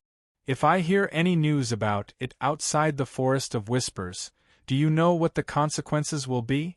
Angelina stopped at the door and said a few words coldly. Agatha seemed to understand what the matriarch was talking about, so she kept nodding her head in agreement.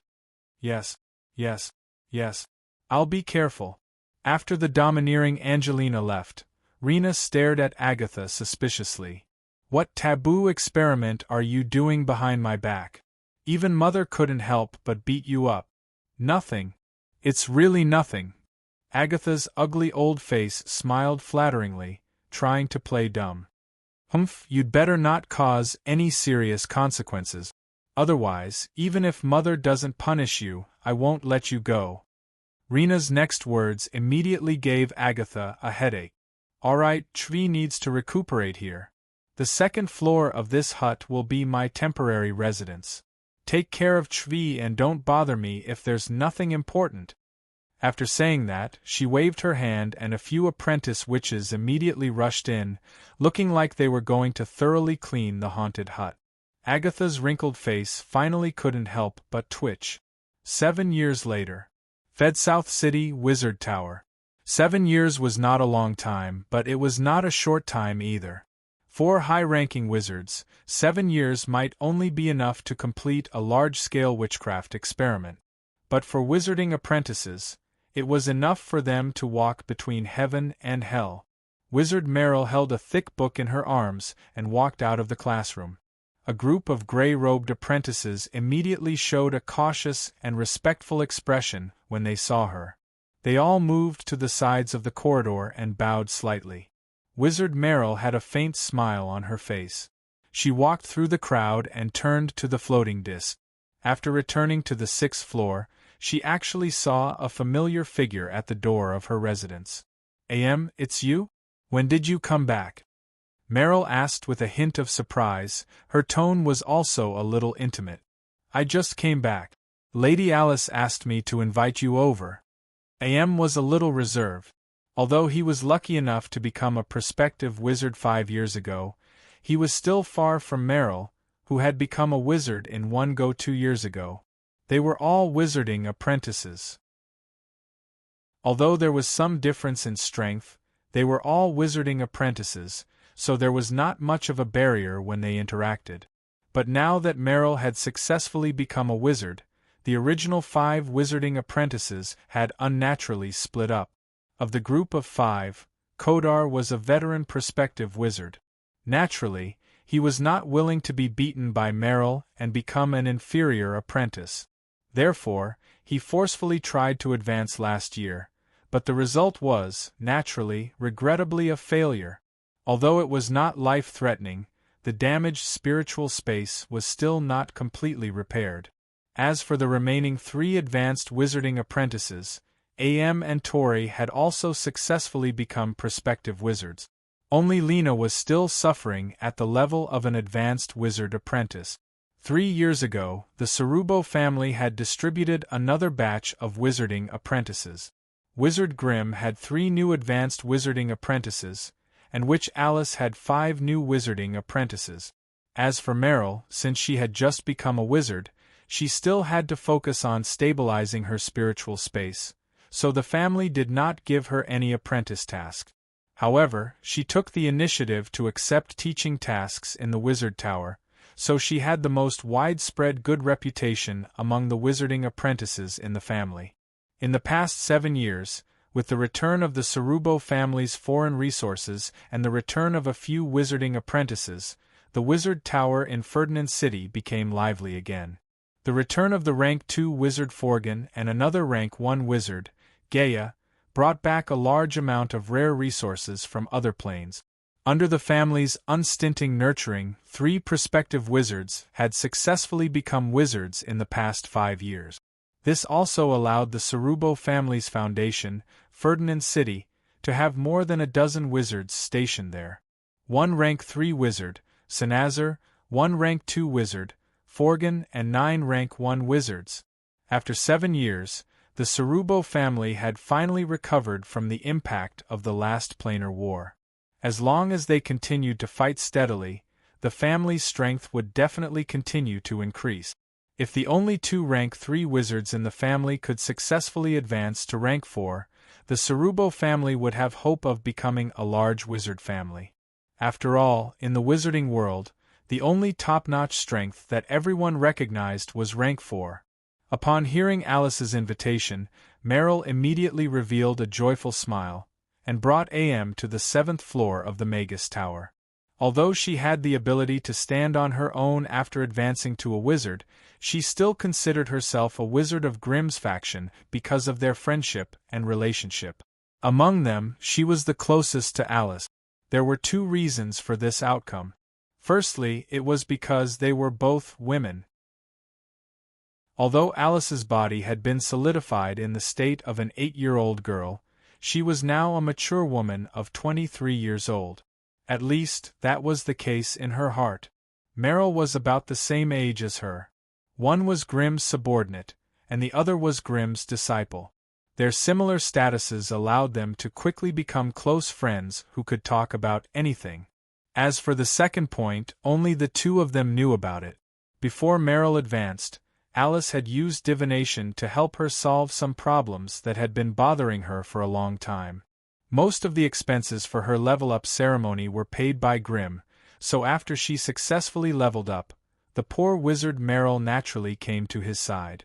In Alice's residence, a large wind eagle was tied up tightly and laid flat on the floor. Its half-burnt feathers showed that it had suffered a terrible abuse. "Sister Alice, did you really bring it back?" Meryl couldn't help but cry out in joy when she saw the prey Alice brought back. Chapter 342. The celebratory banquet was held at Alice's residence. Apart from the Magi and acolytes from Grimm's faction, there were also many elite acolytes from other Magi. Most of them had excellent personal friendships with Kedar, AM, and the others. It had to be said that Grimm's personality was extremely easygoing. Under his leadership, the atmosphere within the entire faction was rather harmonious and natural. The 2 Magi he had nurtured were also known as the Magi with the least airs of arrogance. As a magus who taught public lessons in the Magus Tower, Meryl had interacted with almost all the acolytes in the family, so she was known as the most amiable beautiful magus. Alice, on the other hand, did not have the slightest awareness of becoming a magus. She hung out with her acolytes all day long. In these few years, Alice's footsteps had covered the mountains and rivers around the scattered tower forest area. Wherever there were monsters and ruins, she would bring a group of acolytes and kill them without saying a word. With the spider puppet beast protecting her, the Inferno tyrant acting as a fighter, and her all-pervasive divination skills, no matter what kind of prey was targeted by her, they would not be able to escape. Moreover, with divination skills, Alice was also quite good at seeking fortune and avoiding calamity. She could always avoid unknown disasters and traps as if she had the help of the gods. This also made traveling with her the safest and most pleasant thing to do. Every time they went on an adventure, Alice could always use her little platinum hammer to divine whether there were any risks and where the risks were. Therefore, the acolytes who went with her only needed to prepare everything according to her instructions. Dangers that were beyond their ability to withstand would always pass them by, and those that could reach them would always be those that they could handle. Every time they went on an adventure, the danger was not great, and they could always gain something. More importantly, Alice was a little rich lady, and did not care about most of the gains from battles. After every successful adventure, she only took a very small number of items that were helpful to her. As for the rest, they naturally became the possessions of the acolytes. Relying on this magical ability and generous methods, Alice very quickly gathered a group of acolyte-level believers and fans. Therefore, every time Alice came to the mission hall in high spirits and waved her hand to recruit team members, all the acolytes in the wizard tower would fight for a spot. Therefore, while most wizards were busy collecting resources and accumulating knowledge, Alice was leading a group of acolytes to explore almost all the ruins and danger zones in the scattered Talon region. There were still dangerous and forbidden areas left, but most of them were beyond the level of a normal wizard, so Alice could not get a wizard to help her, so she could only give up. Because of Alice and Meryl's unparalleled rallying power among the apprentices, when Alice held a celebration feast in her residence, all the elite apprentices with a bit of fame in the wizard tower came. The banquet officially started at 8 p.m. Unlike ordinary noble banquets, there were no gorgeously dressed maids here, nor was there a band playing cheerful music. Only a huge long table was set up in a corner of the banquet hall, filled with all kinds of fine wine and delicacies. There were also some small plates on the side for the banquet staff to take as they pleased. What was left was the spacious banquet hall. Everyone gathered in groups of 3 to 5, either exchanging information and resources, or simply chatting. The whole banquet was relaxed and cheerful. The host of the banquet was, of course, the most famous goblin merchant in Grimm's faction, Cabby. Not only did he sponsor all the wine and food for the banquet, but he also specially brought a large number of the most sought-after acolytes and held a small internal auction in a corner of the hall. In the past few years, Grimm had rarely appeared in public. He stayed in his house all year round, no one knew what he was doing. Following his disappearance, the goblin Cabby became more active day by day. Relying on Grimm's influence, the goblin Cabby almost monopolized the low-grade material market and the supply of acolyte resources in Fedinin City. Moreover, he could always get his hands on some strange magic machinery and strange alchemy items that were hard to find in the outside world, so his goblin shop grew bigger and bigger. In the area where Fedinin City was located, the goblin Cabby's name was getting more and more famous, to the point that even the surrounding regions were starting to hear about him.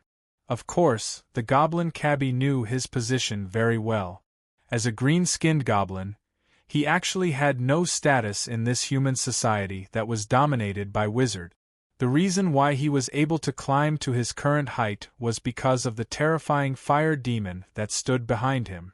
Without Grimm's backing, a green-skinned goblin like him would be captured by wizards in a matter of minutes and become the most miserable and insignificant test subject.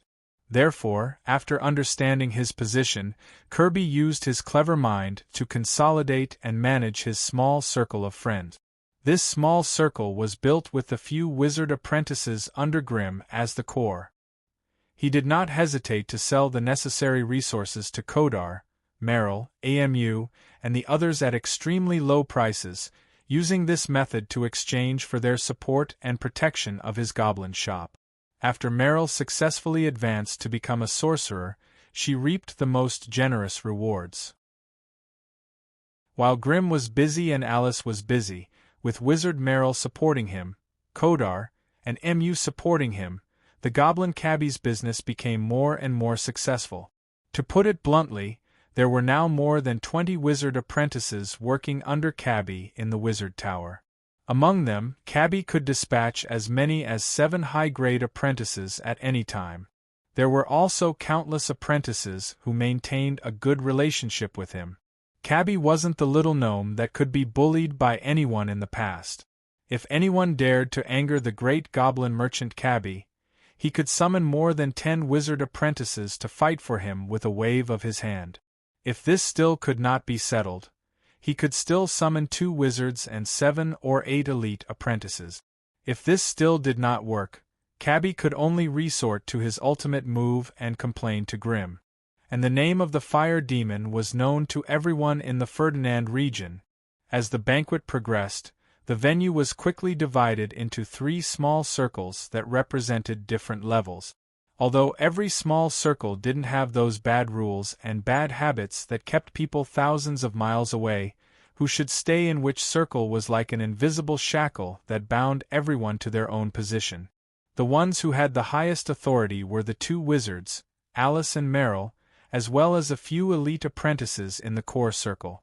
They gathered in a corner of the banquet, holding fragrant light red wine in their hands, and raised their glasses to congratulate Alice.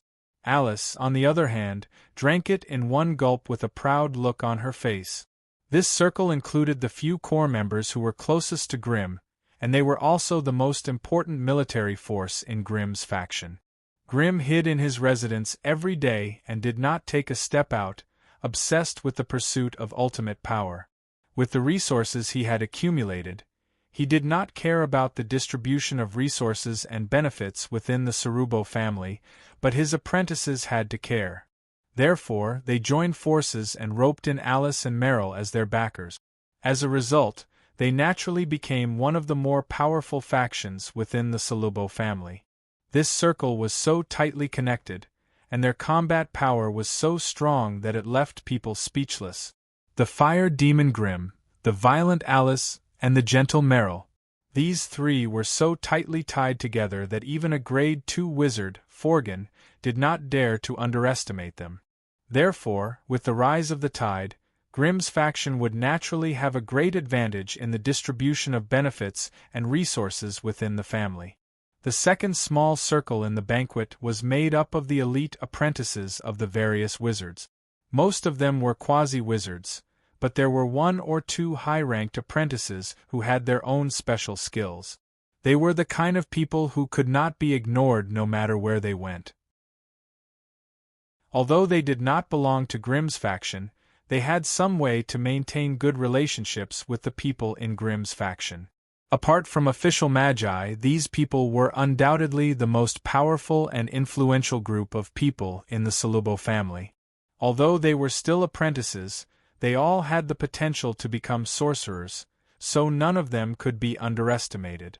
There were many cases of enemies disappearing after they accidentally advanced to become magi due to conflicts during the apprenticeship period. That was why apprentices nowadays were extremely tactful and did not want to provoke a quasi-wizard easily. At least on the surface, everyone was good to each other, which made them seem rather united and harmonious.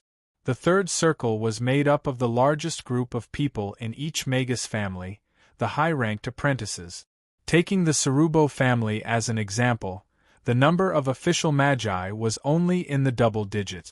Most of them had to be stationed at various resource points and important bases, so there were not many active magi in Ferdinand City. The ones who were second only to the magi were the quasi-wizards. Although there were more of them, there was still a limit to their numbers. There were only about 20 to 30 quasi-wizards in the Cerubo family, and they were also the group that the family was most willing to nurture. Any one of them who successfully advanced to become a magus would soar to the heavens and become a big shot who did not have to worry about food and water, and had plenty of resources. Apart from the magi and quasi-wizards, the ones who supported the ruling framework of every magus family were the high-ranked apprentices. Most of the acolytes sent to the headquarters from resource points and family encampments in various regions were high-level acolytes. Even if there were low-ranked apprentices, most of them had special talents in enchantment, herbology, alchemy, and so on. Chapter 343. Apprentices were the cornerstone of a sorcerer family's long-term stable development. Only by establishing a well-functioning training system could it be possible to continuously provide qualified cannon fodder for the sorcerer family. Yes, in the history of sorcerer development, where the planar war was the main character, Grade 1 sorcerers were just suitable soldiers. They were the main force in the planar war, and also the cannon fodder for the sorcerer family to expand outward. Only by relying on the nutrients extracted from the planar war could sorcerers break through the shackles of the sorcerer world's resources, step by step nurturing super powerhouses who could step out of the void. As one of the few well-developed large planes in the multiverse, the sorcerer world was second to none in terms of richness and diversity of resources. However, no matter how vast the plane was, it would not be able to support the expansion of the number of sorcerers. No matter how large the sorcerer world was, it could not support the demand of so many sorcerers.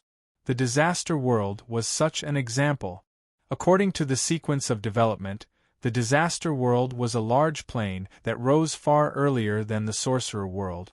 However, as the number of powerhouses in the disaster world skyrocketed, the resources of the entire plane were no longer enough to support such a large number of extraordinary creatures. Moreover, the extraordinary creatures living in the disaster world were all unambitious. Apart from occasionally going out to wreak havoc in some small planes and plundering the resources inside, most of the time they were desperately intercepting the disaster world's plane source. This undoubtedly made their individual strength stronger, but for the disaster world that gave birth to them, it was a huge disaster. The extraction of a large amount of the plane source caused the disaster world to gradually become dilapidated, and the living environment became worse and worse. It could no longer breed the basic resources needed to grow and reproduce in the world, such as food, air, water, and other things. Seeing that the world they lived in could no longer bear it, the powerful extraordinary creatures of the disaster world finally stopped this self-destructive selfish action. In view of the current situation of the disaster world, it was no longer able to support any more extraordinary creatures. As for those who relied on intercepting the disaster world's plane source to advance to Grade 9, once the disaster world was destroyed, they would also be destroyed because of the connection between the source and the plane.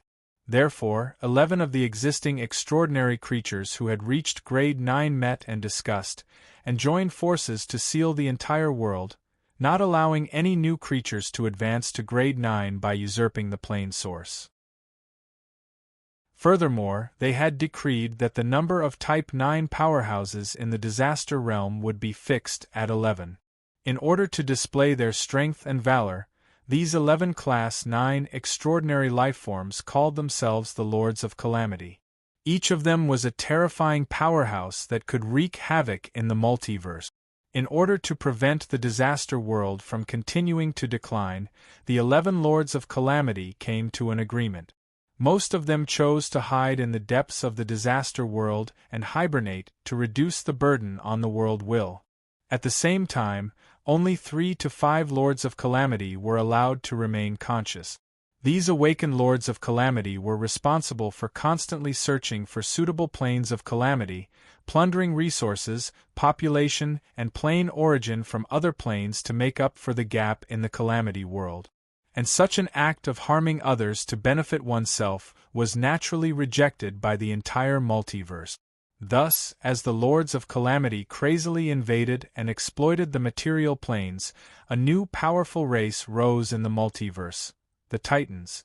This was a terrifying giant that could destroy a small plane with its bare hand. The newborn Titans of their race had the strength of a Grade 4 powerhouse, while the adult Titans had the strength of a Grade 7 powerhouse. As for the powerhouses of their race, each of them had the terrifying strength of a Grade 9 powerhouse. They were powerful creatures born from the will of the multiverse, and specialized in hunting and sniping the Lords of Calamity for a living. In order to stop the Lords of Calamity from wreaking havoc on the planes of calamity, the Titans and the Lords of Calamity fought fiercely. Their battles covered almost every part of the multiverse. They moved from one plane to another, and almost every plane they chose as their battlefield became broken fragments floating in the depths of the endless sea of stars. Countless titans fell under the terrifying attacks of the Lords of Calamity. Their blood floated in the depths of the galaxy. Occasionally, some of it would fall into the material plane and take root there, giving birth to strange creatures that possessed some of the Titans' abilities. Powerful creatures such as the ocean giants, the starry sky giants, and the king of Earth that had appeared in the material plane basically all had part of the Titan race's bloodline in their bodies. Thus, in the sorcerer world, the Gaia family sorcerers with the bloodline of the Golden Titans became the strongest bloodline sorcerers.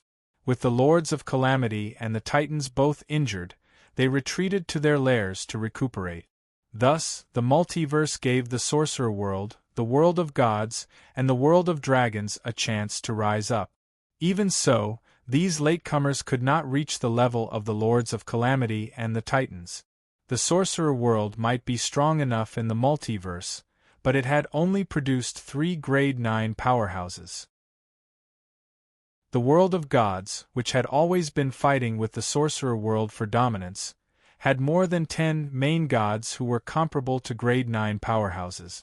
It was a pity that they had split into 4 or 5 powerful gods that did not belong to each other, and the hatred between them was deeply rooted. This was why they did not have an overwhelming numerical advantage over the sorcerer world. As for the world of dragons, they only had a pitiful Grade 9 dragon god. However, the dragon race had a powerful body and strength that everyone envied. They could easily fight against enemies of a higher rank. Thus, with this single Grade 9 dragon god, the dragons were not at a disadvantage against the sorcerer world and the gods. They even had the strength to extend their tentacles into the countless material planes within his personal residence. Seeing this, Grimm could not help but close the book and start to daydream about the boundless starry sky world. As someone who had transmigrated to another world, Grimm could not help but want to look at the world he lived in from a more comprehensive perspective. What kind of world was it? What kind of world did it have? Was his appearance in this world an accident, or was it a predestined variable?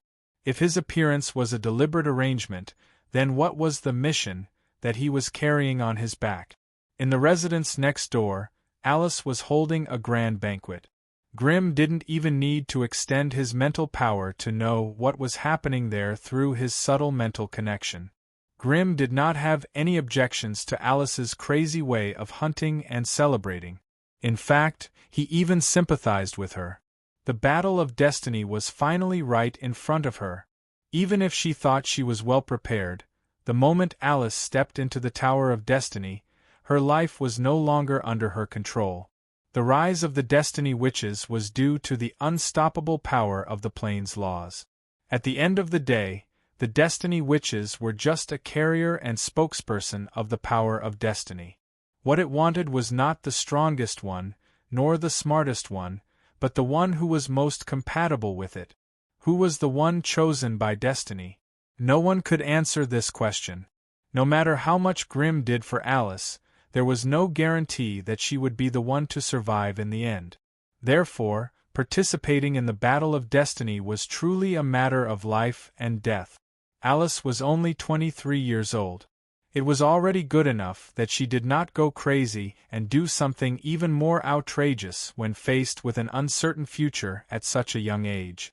That was why Alice had brought along the bodyguards that Grimm had prepared for her to hunt all over the place, mingling with the other acolytes.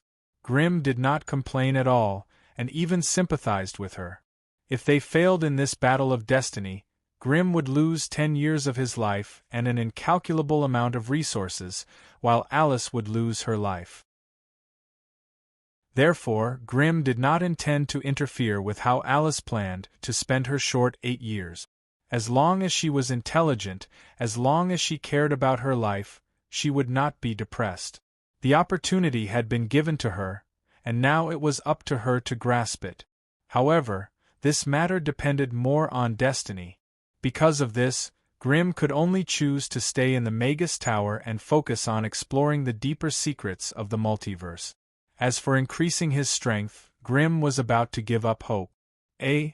Chip, show me the basic stats of my body. Beep. Command accepted. Checking data, very quickly, Grim's basic stats were projected into his mind. Grim, human, semi-converted. Male, grade 1 elemental magus. Body. Strength 2, 8, agility 1, 3, vitality 3, 9, spiritual force 7. Status, healthy. 7 years. After spending 7 years in the Magus Tower, his spiritual force had only increased from 6 or 3 to 7. Ever since it reached 7, he could no longer feel any increase in his spiritual force. It was as if his current spiritual force had reached a threshold, and he could no longer advance. After flipping through a large number of books in his family, Grim finally found the reason why it was so difficult to increase his spiritual force. His elemental essence conversion was incomplete. Currently, he had only completed the elemental essence conversion of his body, but the process of elemental essence conversion of his spiritual force had been slow. The reason why he could not increase his spiritual force was the lag in elemental essence conversion. However, these 7 years had allowed him to slowly adapt to the Balrog's heart that was sealed in his chest. The current him could already unleash the full might of the Balrog's heart. As long as he did not break the seal for more than half an hour, Grim would not have to worry about the aura of the abyss infecting his body. Chapter 344. Time was almost up. Regardless of whether Alice was afraid or excited, the day of the Tower of Destiny's opening was approaching.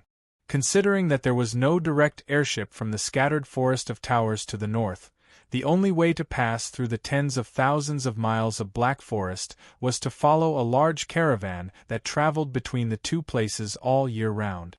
These caravans were usually inextricably linked to a certain faction of the Northern Witches, so they would send people to protect them, so their safety was guaranteed. However, considering that it would take up to 2 months to pass through the Black Forest, Grim decided to set off in advance when there was still half a year left before the Battle of Destiny. On an ordinary morning, Grim set off with Alice. There were only 3 people in the family who knew where they were going. The journey to Moda City was very peaceful. They boarded an airship and headed north. It only took them 9 days to reach the northernmost public city of the scattered forest of towers, Ibis City. As soon as they got off the airship, Grim was attracted by the bustling city in front of him. Compared to other places, this place was a little dirty and messy, but it was full of vitality. There were long caravans of merchants driving huge beasts of burden through the city, strong barbarians draped in animal skins and carrying giant axes, half-werewolves with wolf heads, and many mercenaries carrying bows and swords on their backs, calling out to their friends. To be honest, Grim had never seen so many different races in one place. They seemed to belong to the tough and robust fighting species, and they also had brains and intelligence that were not much different from that of humans. Since they were also part of the Black Forest, almost every caravan that needed to pass through the Black Forest would hire a large number of them as guard. Let's go and find a place to settle down first, then we'll think about which caravan to join. At this place, Grim was no longer in charge, but Alice. Although she was young, she had traveled through this part of the Black Forest twice, so she was more familiar with the roads and rules here than Grim. Under her lead, the two of them walked out of the airship docking area, passed through a bustling market, and finally entered Ibis City. Compared to the other areas in the scattered tower forest, Ibis City was close to the northern lands, so the number of witches here far exceeded the number of wizards sent by the association. Therefore, other than the wizard tower that towered into the clouds in the city center, almost all the other buildings in the city were built with thick logs.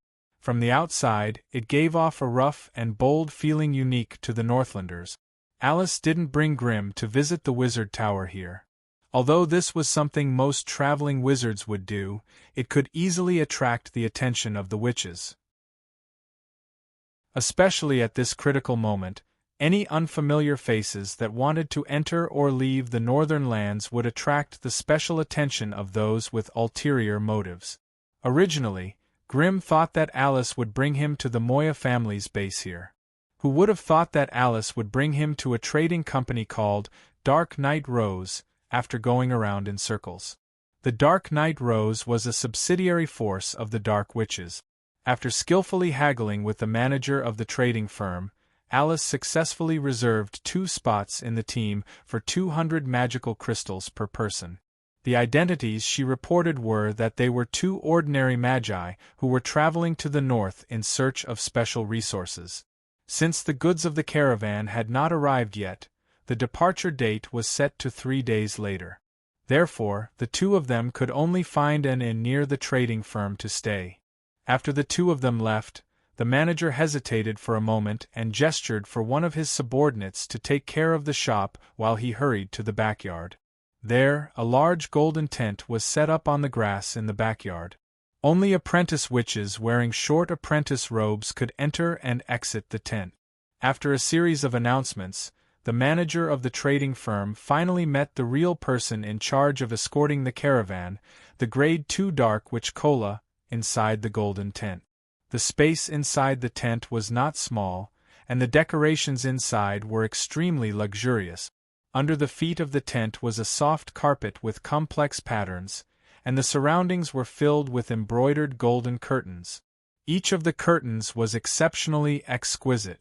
Many strange creatures were embroidered on them, and most of them were special monsters that only existed in the northern lands. A graceful and languid figure of a woman was leaning against a small wooden table behind the translucent curtains, quietly flipping through a book. "Oh, you mean to say that our caravan has 2 unfamiliar magi?" "Yes, my lord. This is the 3rd batch of magi that came with the caravan. According to your instructions, I sent them away and immediately came to report." "Who are they?" "They're a man and a woman. They said they're here in the northern lands in search of resources, and nothing else. There's even a woman." Behind the curtains, which Kola laughed softly. "Recently, there have been many more female magi heading to the northern lands than before." "My lord, you mean they're also—" "Who cares if they are or not? Since they've found our caravan, they're our guests. We just need to send them safely to their destination. We don't have to care about anything else." "But if they're really here for that, won't they bring trouble to the caravan?" The manager could not help but hesitate. If it were a few years ago, it would indeed be a little troublesome. Kola smiled softly and said, "But because the deception witches went too far, several witch leaders joined forces to question them at the witch council. They forced their leader, Angelina, to swear that she would never kill any of the candidates who participate in the War of Destiny again. So, the trouble you're talking about no longer exists." "I understand, my lord. I know what to do. All right, you may leave now. Remember to inform them to leave on time in 3 days. If we miss them, we'll have to find another team." "Yes, yes, yes." The manager of the trading firm prostrated himself on the ground and respectfully bowed to the witch in the tent before slowly retreating. In the entire northern lands, witches had an extremely high reputation. Not only did they possess great power, but they were also the owners, protectors, and pioneers of the entire northern lands. It could be said that the entire northern lands were fought over by this group of witches and their many followers, from wild monsters and jungle creatures, inch by inch. Therefore, in the face of any northern witch, the people of the northern lands would feel love and respect from the bottom of their hearts. From this point of view, the relationship between the people of the northern lands and the witches was the closest and the most harmonious among all the wizard factions. Meanwhile, Grimm and Alice had already settled down in the inn. In the room, Alice was acting as Grimm's temporary teacher, explaining everything about the northern witches to him. Of course, before coming here, Grimm had a simple understanding of the origin and ruling structure of the northern witches through various channels and books. However, it was like scratching an itch through one's boot. He could only get a vague impression of the northern witches on the surface, which was far less thorough and profound than the explanation of the real Witch Alice. There was no need to elaborate on the complicated history of the Northern Witches. Grimm could obtain these things through books. So, Alice focused on the relationship between the major witch factions and the characteristics of the factions. Yes, on the surface, the Northern Witches were a large witch faction that was extremely united. But if one really studied them thoroughly, one would find that the internal relationship between the Northern Witches was so complicated that it was suffocating. If they were really as united as they looked, then why were there only 7 out of the 13 witch branches now? Although the ups and downs of each witch faction had their own specific fate, there were 6 witch branches that were so weak that even their inheritance was broken. No matter what, this situation could not be explained away with fate. The 7 existing witch factions were deception, ashen, pain, death, winter, darkness, and hypocrisy. Among them, the deception which was good at transformation and lies, and was currently Alice's main enemy. The pale witch had a companion spirit that was closely related to her life, which could be immune to most physical damage and had the ability to cast spells. Therefore, provoking the pale witch was equivalent to provoking a powerful witch and a powerful spirit at the same time. 2 against 1 was what they were best at. The Witch of Pain was good at curses and was also a group of people that produced the most cursemoncers. The Witch of Death was good at poisons and plagues, and she also had special skills in concocting the undead. The Winter Witch was good at the power of ice and snow. Because of the cold and harsh environment of the Northern Witches, they were also the most capable of fighting among the 7 witch factions. The ability of the Dark Witches was more strange. They could create a special psionic pool and then preserve their soul brand in it. In this way, they became the most fearless group of people in battle. Even if they died gloriously in battle, they could be resurrected in the psionic pool within 10 days or half a month. As for the Hypocrisy Witches, their talent was illusion. The Hypocrisy Witches were a very mysterious group even among the witches, and few people had seen their true faces. As for the witch who ambushed Alice outside Fedinin City last time, she was actually a shape-shifted deceit witch. The Deception Witch's transformation technique did not seem to be as simple as a disguise. Once the transformation was successful, she could also have some of the special abilities of the transformed target. This was actually the most powerful aspect of the Deception Witch. The reason why Alice chose the caravan led by the Dark Witches this time, instead of the Moya family under the Pale Witch faction, was to avoid suspicion. The performance of the family last time also hurt Alice's heart. Chapter 345. 3 days later. The rendezvous point was in front of the Rose of the Dark Night. When Grimm and Alice arrived, there were already a lot of people gathered in front of the door. There were also a few dozen carts parked around. A team of fully armed guards was scattered around the carts. Judging from the race composition, they were mostly powerful warriors of different races. Although Grimm had the intention to investigate the secrets of these humanoid races, his attention was mostly attracted by a few figures wrapped in thick robes. In fact, in order to avoid trouble, Grimm and Alice were also wearing thick traveling cloaks with their hoods pulled up. Not a single inch of their skin was exposed. However, Alice's childlike body was not something that could be covered by a cloak. Apart from the 2 of them, there were also 4 passengers who wanted to hitch a ride. The 4 of them were divided into 3 groups. 2 of the women were traveling alone, while the other man and woman were in a group like Grimm and Alice. Judging from the spirit waves that leaked out, one of the women was a witch and the other an apprentice, while the other man and woman were wizards. So, did you sense anything? Grimm looked at the other travelers through the shadow of his hood and communicated with Alice using his spirit power. Unfortunately, all 3 of them are. Alice couldn't help but roll her eyes. There were at least 7 or 8 months before the Tower of Destiny opened. What were these guys doing here so early? She actually encountered so many competitors just by riding a caravan, which made her feel rather speechless. As candidates for the Witches of Destiny, they would more or less have a trace of the aura of Destiny's favor. Outsiders might not be able to sense it, but when they met each other, they could easily figure out who they were. There were 4 candidates in one caravan, 3 wizards and 1 apprentice. Involuntarily, a few of the sorcerer-rank candidates secretly looked at the female acolyte, and their gazes could not help but contain a trace of disdain and contempt. As a candidate for the Witch of Destiny, she must have awakened some kind of powerful talent. Even under these circumstances, she still couldn't become a wizard. Such a fellow was destined to be eliminated. He probably wouldn't even have the chance to participate in the battle for destiny. Everyone present understood that the law of destiny had never been a generous person.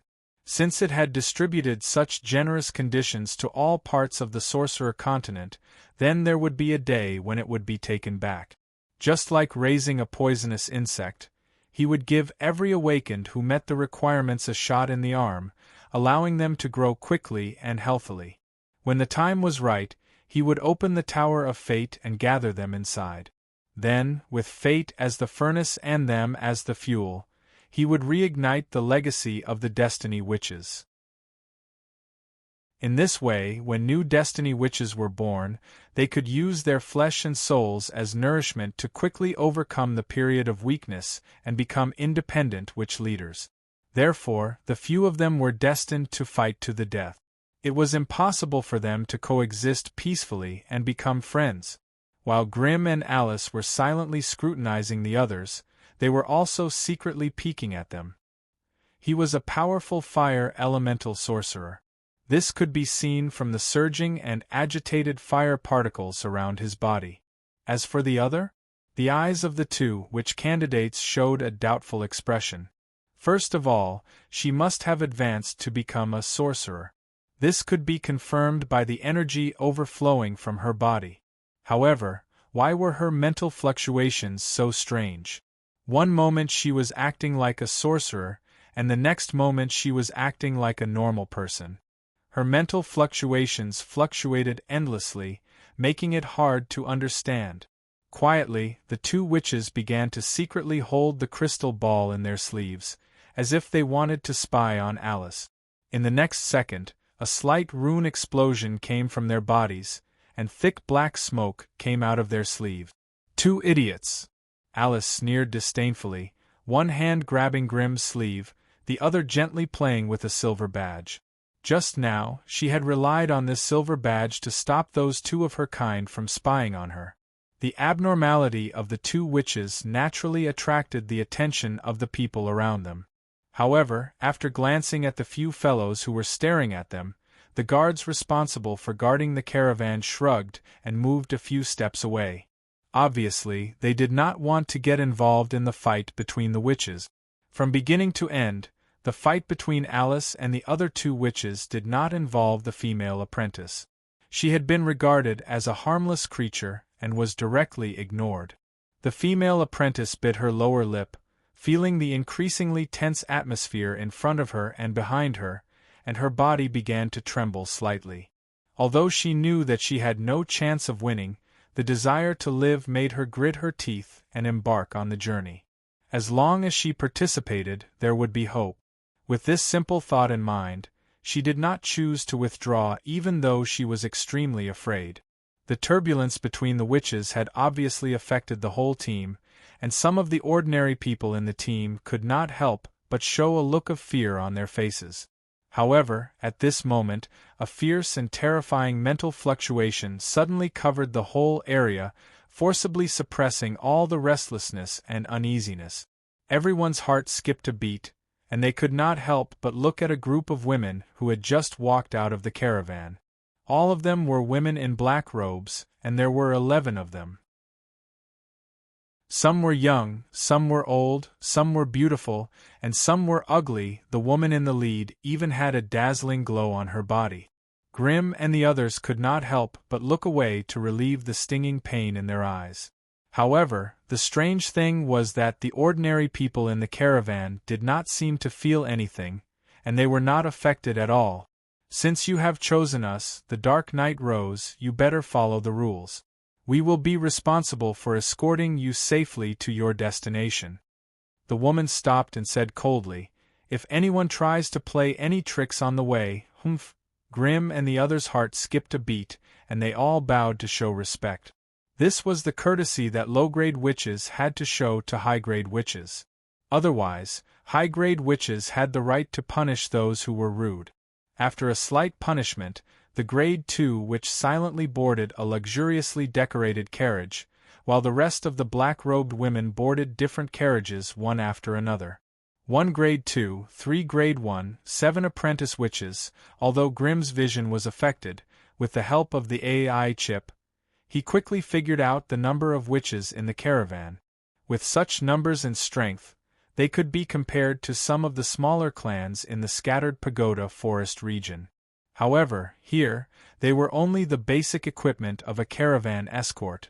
Since each of them had paid 200 magic crystals, the caravan had provided each wizard with an exquisite carriage. However, for safety's sake, Alice and Grimm still rode in the same carriage. Before boarding the carriage, Grimm noticed that the male and female magus had boarded the same carriage. As soon as they sat in the carriage, Alice impatiently whispered, "Are we going to do anything on the way?" Grimm snapped, "Do you dare to make a move? There's a Grade 2 dark witch in the caravan. Besides, if you make the first move, you'll definitely attract the backlash of fate." Alice took out a large apple from somewhere and munched on it. "As long as we want to make a move, there's always a way. Besides, I can see that they're all ready to make a move. Won't it be easy to lure them in? It's best not to make a move if we can." Grimm muttered to himself, "I feel that if they become stronger, it'll be more beneficial to you." Alice tilted her head as she pondered, munching on the apple in her hand even more cheerfully. At the same time, in the carriage of the two magi, a hidden conversation was also going on. "Brother, are we going to make a move on the way?" The female magus pulled down her hood, revealing long blonde hair and a beautiful face. "We'll see." The other magus also pulled down his hood, revealing a pair of dark eyes that had no white in them, giving him a strange and demonic look. The two traveling together are a bit tricky. The little fellow who looks like a child doesn't seem to have much combat power, but her companion is not easy to deal with. As for the one who's alone, we can consider him as a target. The female magus lowered her head and thought for a moment, then looked up and said, "Don't be in a hurry to make a move. Find a chance to test them on the way. You go test the female magus, I'll go talk to the male magus." The male magus sighed silently and finally nodded in agreement. Just as everyone was thinking about it, the long caravan of horses and carriages finally started moving. Of course, the group of mercenaries was the first to clear the way, while the guards of the Dark Knight Rose Chamber of Commerce followed closely on both sides of the caravan. As for the dozens of carriages with magi and apprentices, they were mixed in with the caravan, moving slowly. The caravan's carriages formed a long line, slowly and orderly passing through the city gate. As the caravan moved along the dirt road into the dark forest in the distance, two women were standing in a bunker above the city gate, silently watching the caravan. "Have you counted them?" one of the women asked coldly. "Yes, my lord." The other woman bowed and said, "There are a total of 6 outsiders, and 4 of them are female. Have you used the array to check?" "I've already tested them. All 4 of them reacted to the array glyph. 2 of them are magi, and 1 is an apprentice." "What about the other one?" "The array's reaction is a bit strange, as if there's some special magus on her that's interfering with our detection." "Humph, that's normal. Who cares if she can interfere, as long as there's a reaction? Remember to inform the sisters on the other side and report their situation. The earlier we find out, the higher Miss Shuefu's chance of winning will be." "Yes, I understand. I'll contact them now." After the subordinate left, the remaining woman looked at the caravan from afar and could not help but snort coldly. "Humph, another group of people coming to die. Do you really think you have a chance in the battle of destiny? A bunch of idiots. Chapter 346. The long caravan shuffled along in the dark forest. The trees on both sides of the road were tall and straight, each of them at least 30 to 40 meters tall and wide enough for 4 people to wrap their arms around. Adding on to the lush foliage of the forest, the huge canopy extended all the way to the top of the road, leaving only a thin white line overhead. Even though it was daytime, the road in the forest was so dark that they needed to light torches to see their surroundings clearly. It was as if the caravan had passed through a dark and silent corridor. Apart from the sound of the wheels and the rumbling of the pack beasts, there were no other sounds. Silence. It was extremely quiet. He could not hear the chirping of birds in the ordinary forest, nor could he see the panting hares, coyotes, and other jungle creatures. The moment they stepped into the dark forest, Grim could clearly feel weak magic energy slowly flowing through the forest. The activity of the elemental particles was also 1 or 2 times higher than outside the forest. AI chip, collect the environmental data of the dark forest. Grim thought for a moment and couldn't help but order the AI chip. Beep. Mission established. Collecting environmental data. Strictly speaking, the dark forest occupied 60% of the Magus continent's area, while the scattered forest of towers and the 3 major Magus organizations only occupied 40% of the total area of the Magus continent. This meant that there was still a lot of undeveloped land in the Magus continent, and the only things stopping humans from advancing were the endless dark forest and the vast grasslands. With the massive size of the sorcerer world and its almost perfect environment with high magic power, even if only 1,000th of the creatures in the dark forest and wild prairie were infected and turned into magical creatures, the terrifying number would be enough to make ordinary sorcerers flinch. Hence, if Magi wanted to expand the boundaries of their territories, they had to constantly extend their tentacles into the dark forest. Cutting down trees, leveling roads, establishing settlements, erecting Magus towers for protection, this kind of colonization process was never smooth sailing.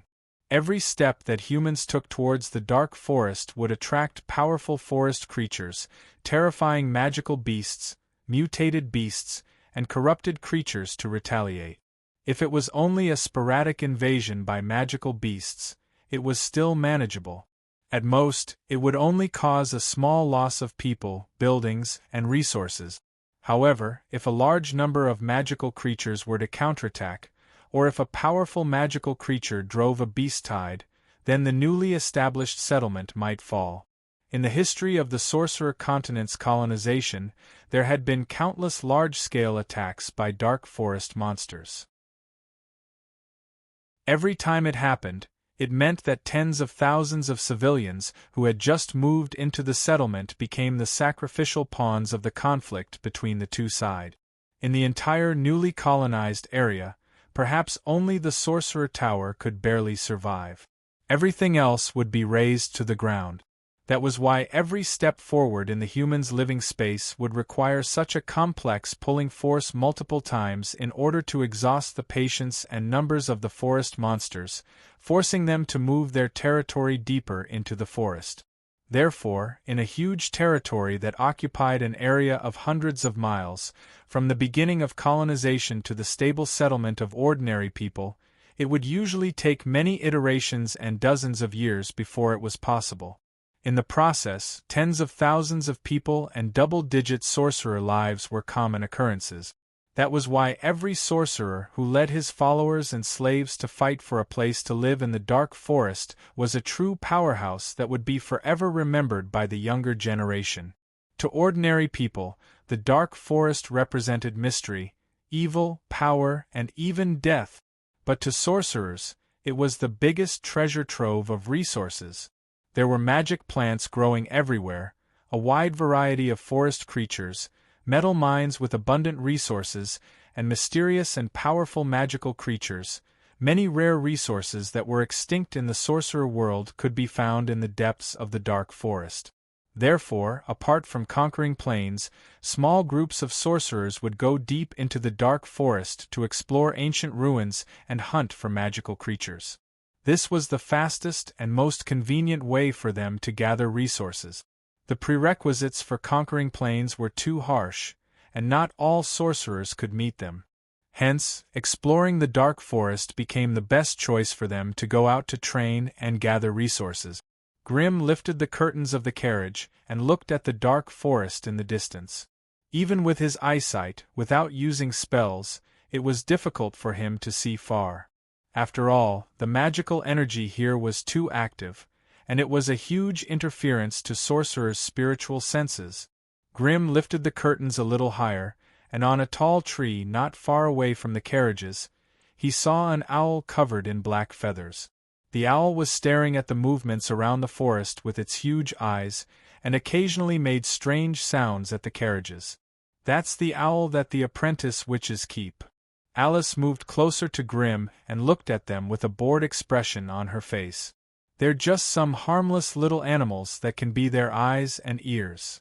Why don't they choose the more powerful small magical creatures?" Grim asked, puzzled. "Tisk." Alice could not help but roll her eyes. "Do you think everyone is like you, never worrying about magic crystals? They're very poor, and they can't even afford to keep those magical creatures. What's the benefit of keeping them? They can be used as eyes and ears, and can be considered a good flying sentinel. Also, the owls that have cast spells have a weak innate ability to see through invisibility, so they're the best guards. Of course, the most important thing is that keeping them doesn't put too much pressure on the apprentice witch's spiritual power." "What kind of pets do the witches have?" "The ones they use the most are black cats, snakes, red bats, and crows. The black cat can give the host stealth and agility bonuses, the flower snake has infrared detection, the red bat can add light body spell and sound wave positioning, and the crow has night vision. In short, witches like to turn themselves into these messy things. What about you? How come I've never seen your pet before?"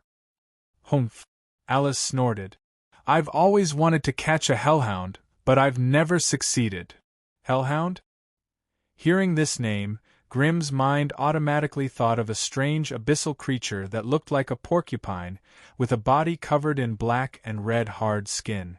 This kind of abyssal creature, which could be described as extremely ugly in all aspects, was actually Alice's first choice for a magical pet. This made Grim speechless. "Why?" Grim could not help but ask.